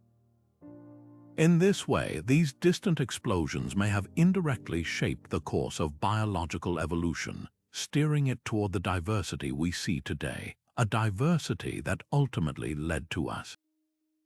Our presence here is a testament to a delicate cosmic dance. We are here because supernova created the elements of life, and we continue to exist because, for now, the nearest stellar titans have chosen to die at a safe and respectful distance. To uncover the secrets of the universe's first and most violent stellar deaths, we must become cosmic archaeologists, sifting through the most ancient relics the cosmos has to offer. This field of study, known as Supernova Archaeology, doesn't involve digging in the dirt for pottery shards or stone tools. Instead, it uses powerful telescopes and mass spectrometers to analyze the chemical composition of the oldest stars in our galaxy and the most pristine meteorites that fall to Earth. These objects are time capsules, preserving a frozen record of the elemental makeup of the gas cloud from which they formed billions of years ago. By reading this elemental record, we can work backwards to piece together the lives and deaths of the very first generations of stars, whose supernova explosions first polluted the pristine cosmos with the heavy elements that would eventually make planets and life possible. The most valuable artifacts in this cosmic dig site are the metal-poor stars that inhabit the halo of our Milky Way galaxy. The term metal here is astronomers' shorthand for any element heavier than hydrogen or helium. The first stars, known as Population 3 stars, were born from pure hydrogen and helium gas left over from the Big Bang. When these behemoths, which were likely hundreds of times more massive than our Sun, reached the end of their short, furious lives, they exploded as supernova, seeding their surroundings with the first heavy elements. The next generation of stars, called Population 2 stars, formed from this newly enriched gas. The key is that they formed very early on, from gas that had only been fertilized by a small number of these first supernova. Therefore, the chemical signature we find in their atmospheres today is a direct snapshot of the nucleosynthetic yield of those specific, individual progenitor explosions.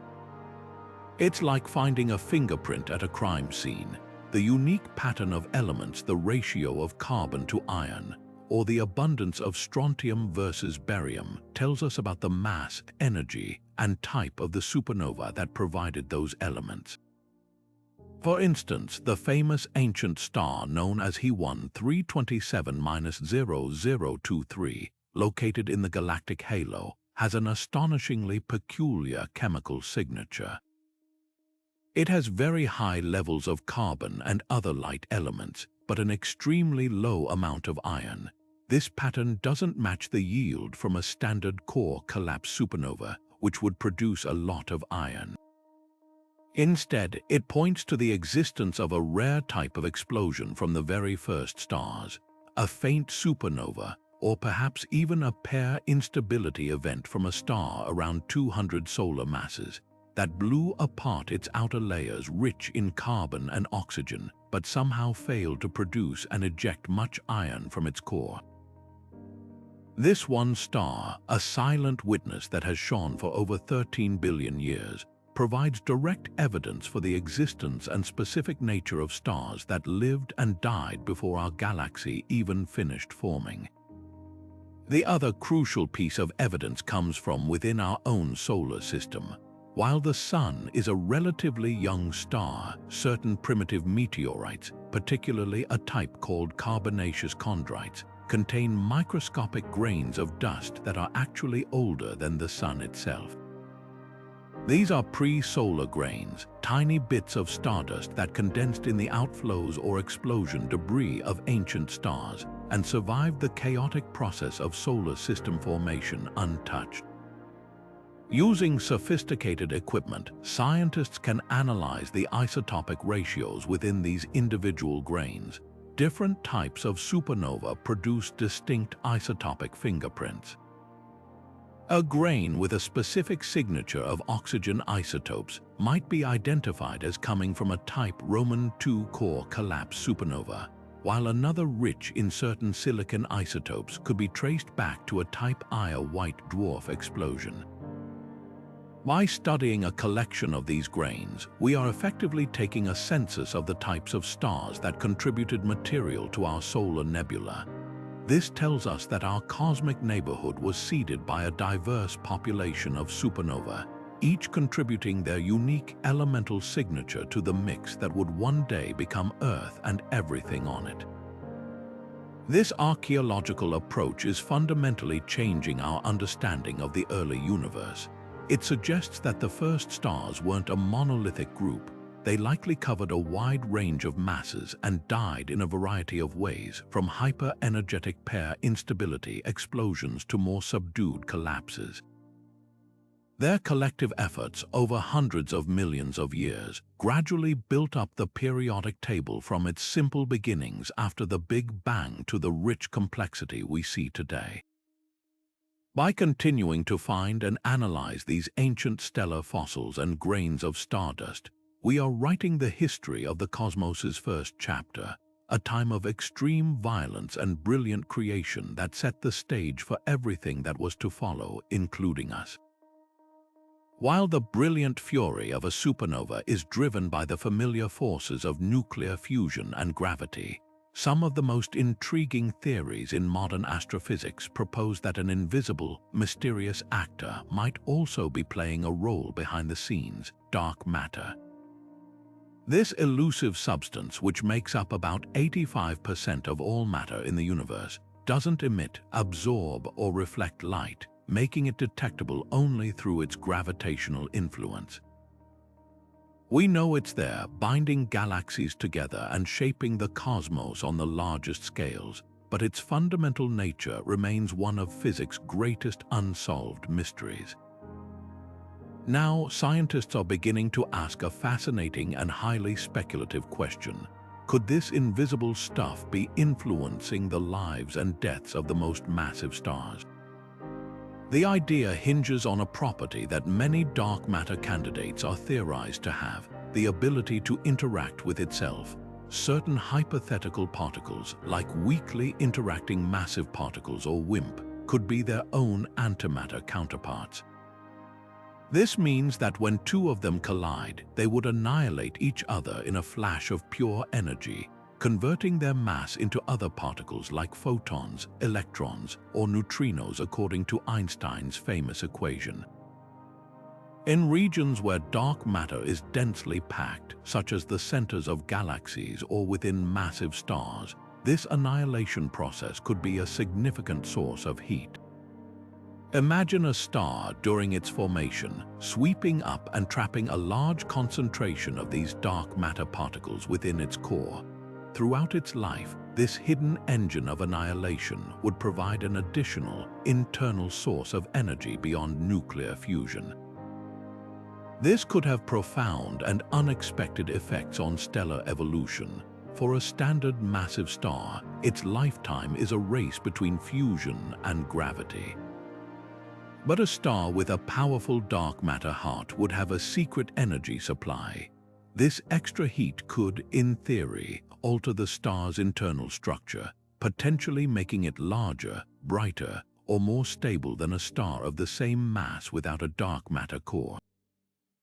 It might even delay the star's inevitable collapse by providing supplementary pressure support, effectively allowing it to live longer than our current models predict. When the star does finally exhaust its nuclear fuel and begin its collapse, the presence of this annihilating dark matter could add a new layer of complexity to the explosion mechanism, perhaps influencing the strength of the shockwave or the properties of the resulting neutron star or black hole.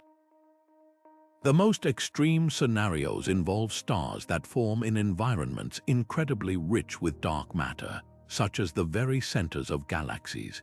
Here, the density of dark matter could be so high that the energy from annihilation becomes the star's primary power source, completely overshadowing nuclear fusion. This could lead to the existence of entirely new classes of dark stars, or profoundly alter the expected supernova rate in galactic nuclei. While these ideas remain firmly in the realm of theoretical speculation, they open up a thrilling new avenue for indirect dark matter detection. By carefully observing populations of supernova, particularly their brightness, their rates, and the types of remnants they leave behind in different galactic environments, astronomers might one day find a statistical anomaly, a signature that can only be explained by the intervention of dark matter. It's a long shot, but in the quest to understand the universe's darkest secret, even the most brilliant cosmic explosions might someday serve as our guide. For most of human history, the story of a supernova was written in a single language, light. Every observation, from ancient Chinese astronomers to the Hubble Space Telescope, was a translation of those photons into an understanding of the cosmos. But light, for all its brilliance, can only tell us so much. It reveals the aftermath of the explosion, the expanding debris cloud, but the very heart of the cataclysm, the moment of collapse, the birth of a neutron star, the engine of the explosion, is hidden deep within, obscured by an impenetrable veil of stellar material. To truly understand a supernova, we had to learn to listen to the universe in new ways, to become fluent in the languages of ghostly particles and ripples in space-time.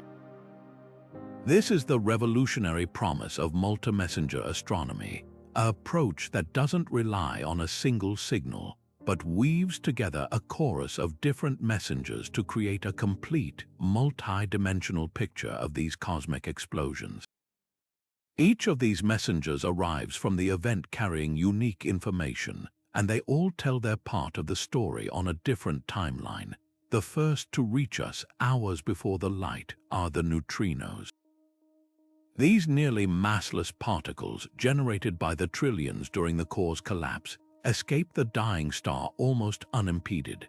A neutrino burst provides a real-time alert system, signaling the exact microsecond the core collapses and the proto-neutron star is born. Detectors like Super Camiok can capture thousands of these particles, and their energy spectrum and duration offer an internal thermometer and clock, revealing the incredible temperatures and the rate of cooling inside the newborn remnant. Next to arrive are the gravitational waves, the ripples in the fabric of space-time caused by the violent, asymmetric motions of matter during the collapse.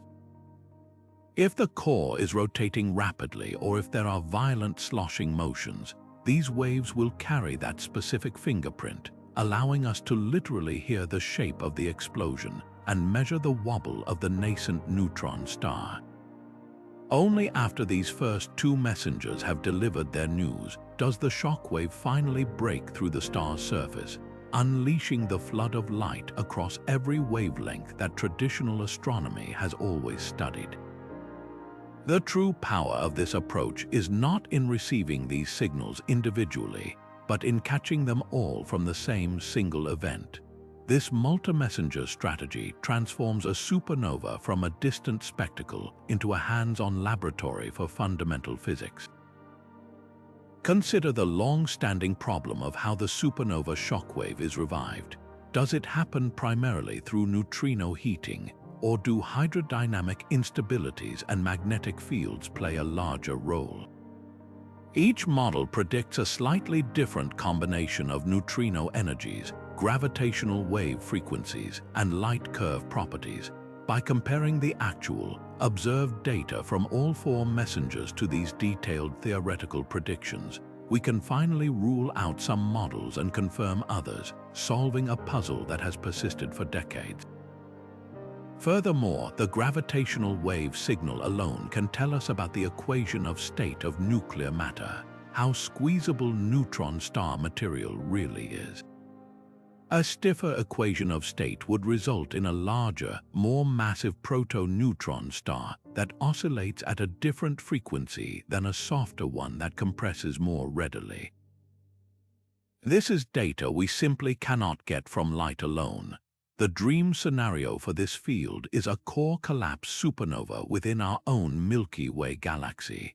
The moment the neutrino detectors sense a burst, an automated alert would be sent to astronomers and gravitational wave observatories around the world, pointing them to the general region of the sky. Telescopes of every kind would swing into action, some even before the first light from the explosion became visible, ready to capture the event's entire history from its very first optical flicker. The combined dataset would be unlike anything ever collected. We would have a precise timeline of the collapse from the neutrinos, a detailed map of the explosion's asymmetry from the gravitational waves, a forensic analysis of the ejected elements from the light, and a measurement of the particle acceleration from the subsequent cosmic rays. This single, nearby event would provide a complete training manual for interpreting all the faint, distant supernova we see in other galaxies, allowing us to understand their deaths by comparing them to this one, intimately known life. Multimessenger astronomy is dismantling the old walls between different fields of physics, merging particle physics, gravitational physics, and traditional astronomy into a single, unified discipline that is poised to reveal the deepest secrets of how stars live, die, and create the world around us. As the pace of discovery accelerates, with modern sky surveys delivering a fire hose of data by detecting thousands of potential supernova every single night, astronomers faced a new and pressing challenge. How could they possibly sift through this avalanche of information with human eyes alone? The answer has emerged not from a bigger telescope, but from a revolutionary new partner in the quest: artificial intelligence. Machine learning algorithms, a subset of AI, are now being deployed as essential tools to manage, classify, and understand the vast complexity of modern supernova observations, transforming the entire workflow of discovery from a manual, painstaking process into a rapid, automated, and deeply insightful endeavor. The first and most crucial job for these AI systems is simply to find the signal in the noise. Every night, facilities like the Zwicky Transient Facility scan the sky and generate terabytes of image data containing millions of tiny points of light. Buried within this cosmic haystack are a few precious needles, the genuine, fleeting flashes of supernova. Training a machine learning model to do this involves showing it thousands of confirmed examples of what a real supernova looks like in the data, as well as thousands of examples of false positives like flaring stars, asteroids, or satellite glints. The algorithm learns to recognize the subtle, distinguishing patterns that mark a true stellar explosion, and it can then scan new incoming data with inhuman speed and accuracy, flagging promising candidates for human astronomers to review. This automation is what makes modern time domain astronomy possible. Without it, the sheer volume of data would completely overwhelm any team of researchers. But the role of AI goes far beyond just playing a game of cosmic Where's Waldo. Once a candidate is identified, the next step is classification. Is it a Type I, a white dwarf explosion, a core collapse type Roman II, or one of the many peculiar subtypes? In the past, this required expert astronomers to manually analyze the spectrum of the object, a time-consuming process that requires precious time on the world's largest telescopes. Now, machine learning models can classify supernova based solely on their evolving light curves, the graph of their brightness over time. By being trained on vast historical datasets, these algorithms have learned that a Type Ia supernova has a very specific, predictable rise and fall, while a Type IIP has its characteristic plateau. They can often make a reliable classification within just a few days of the explosion's discovery, a crucial speed boost that allows astronomers to quickly decide which events are most worthy of follow-up with expensive spectroscopic instruments. Perhaps the most exciting application of AI is in the realm of prediction and anomaly detection. By learning the fundamental patterns from thousands of past events, sophisticated models can now predict how a newly discovered supernova's light curve will evolve. They can forecast its peak brightness, estimate when it will begin to fade, and even predict its final chemical signature. This isn't just a parlor trick. It allows astronomers to optimize their observing schedules for the most scientifically valuable targets. Furthermore, these models are exceptionally good at spotting the weird ones, the outliers that don't fit any known pattern. When an algorithm flags a supernova as anomalous, it's often a sign that we found something truly new, a previously unknown type of explosion, a supernova with an unusual progenitor star, or an event happening in a strange environment. In this way, AI acts as a tireless and unbiased scout, combing through the data to point human scientists toward the next great mystery, ensuring that the most unusual and enlightening events don't slip through the cracks in the overwhelming flood of discovery. This powerful partnership between human intuition and machine efficiency is reshaping the field, turning the challenge of big data into our greatest opportunity for understanding the diverse and dramatic ways that stars end their lives. But while we have learned so much from the supernova we've already observed, the most thrilling chapters in this story are still being written, driven by a new generation of telescopes and observatories that will fundamentally reshape our understanding of these cosmic explosions. We are standing on the brink of a new golden age of discovery, where technological leaps will allow us to see further with greater clarity and in more dimensions than ever before. This isn't just about building bigger telescopes. It's about opening entirely new windows onto the universe and watching the life cycles of stars unfold across cosmic time. At the forefront of this revolution is the Vera C. Rubin Observatory, currently under construction in Chile. This facility is not defined by a single giant mirror, but by an unprecedented combination of a massive three-mirror design and the largest digital camera ever built for astronomy. Its primary mission is the Legacy Survey of Space and Time, or LSST, a 10-year deep movie of the entire southern sky. Every single night, it will image an area of sky equivalent to 40 full moons, detecting tens of thousands of new transient events, points of light that change or move. Within its first week of operation, it is expected to discover more supernova than all of humanity has found in the last 1,000 years. This staggering volume is not just about breaking records, it's about statistics. By finding millions of supernova, the Rubin Observatory will allow astronomers to find the true oddballs, the incredibly rare events that current surveys might only see once a decade. We will finally have large enough samples of the most exotic explosions, like pair-instability supernova from the first stars or the faintest electron capture events, to properly categorize them and understand their origins. It will essentially provide a complete census of stellar death in the local universe, revealing how a star's fate depends on its mass, composition, and environment with a precision we can only dream of today. While the Rubin Observatory will give us breathtaking breadth, the James Webb Space Telescope offers us unparalleled depth. Perched 1,000,000 miles from Earth, its infrared eyes are perfectly tuned to peer back to the dawn of the first stars and galaxies.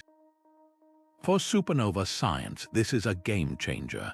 The most distant supernova, those that exploded when the universe was only a few billion years old, have their light stretched into the infrared part of the spectrum by the expansion of the universe. Webb is designed to not only detect these incredibly faint, high redshift explosions, but to also take their detailed spectra. This means we will be able to directly analyze the chemical composition of the very first supernova, the ones that began the process of enriching the pristine cosmos with the first heavy elements. We can test our theories about the nature of the first stars. Were they all behemoths hundreds of times the mass of our Sun? Did they die in pair-instability explosions that left no remnant? The data from Webb will provide the answers, allowing us to witness the earliest acts of cosmic recycling that made our own existence possible. The future, however, is not just about light.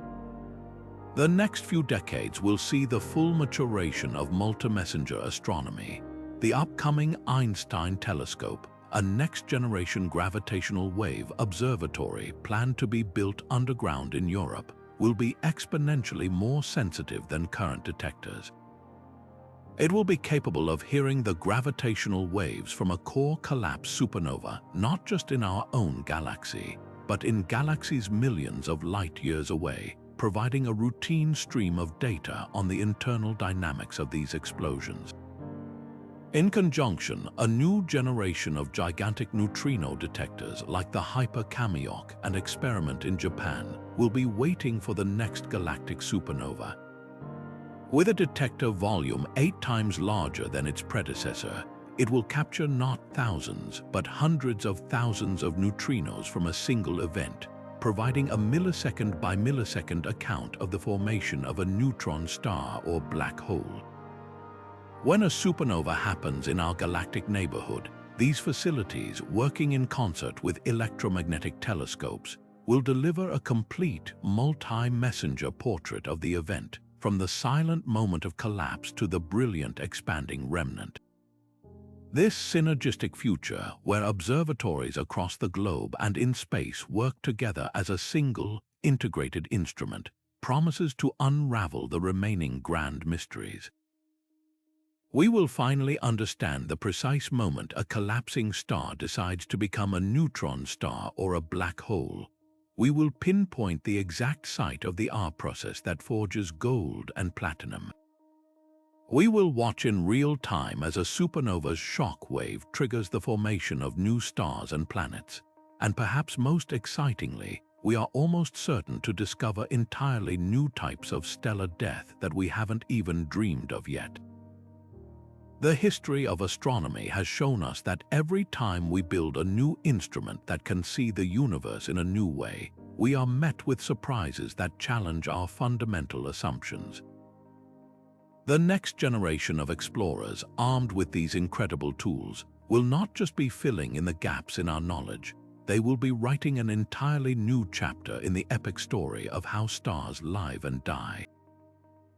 From the initial, awe-inspiring moment of core collapse to the final, lingering enrichment of the interstellar medium, our journey through these 35 explanations reveals a universe that is both violently destructive and beautifully creative. We've seen how the death of a star is not a single event, but a spectrum of spectacular finales, each governed by the delicate interplay of mass, rotation, and cosmic companionship. These explosions are far more than just brilliant flashes in the night. They are the primary engines of change in the cosmos, the crucibles where the elements of life are forged, and the cosmic yardsticks by which we measure the very expansion of the universe itself.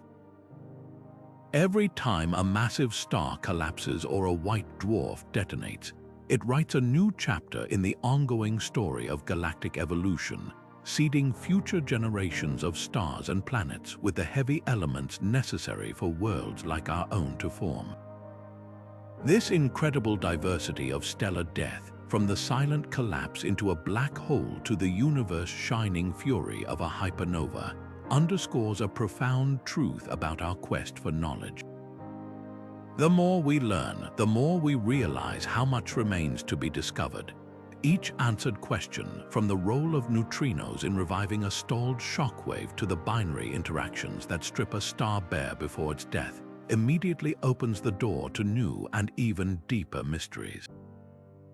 The intricate dance of physics that plays out in a star's final moments connects the smallest quantum rules governing neutrinos to the largest scale structure of the cosmos, reminding us that the universe is a deeply interconnected whole. Our understanding is continually refined by the partnership of ancient historical records and cutting-edge AI, of multi-messenger detections and sophisticated computer simulations, all working in concert to decode the signals sent by these distant cosmic beacons. As this journey concludes, we are left with a powerful sense of perspective. The iron in our blood, the calcium in our bones, and the oxygen we breathe were all created in the heart of a long-dead star and scattered across the galaxy by a supernova explosion billions of years ago. We are, quite literally, the universe becoming aware of itself, using the very atoms forged in stellar cataclysms to build telescopes and satellites to look back and understand our own origins. This connection is the true wonder of supernova science. It is not a remote, abstract field of study, but a fundamental exploration of our own cosmic ancestry. The continued study of these events, with ever more powerful tools and collaborative ingenuity, promises to not only unravel the remaining puzzles of stellar death, but to further illuminate our own place within this vast, dynamic, and astonishingly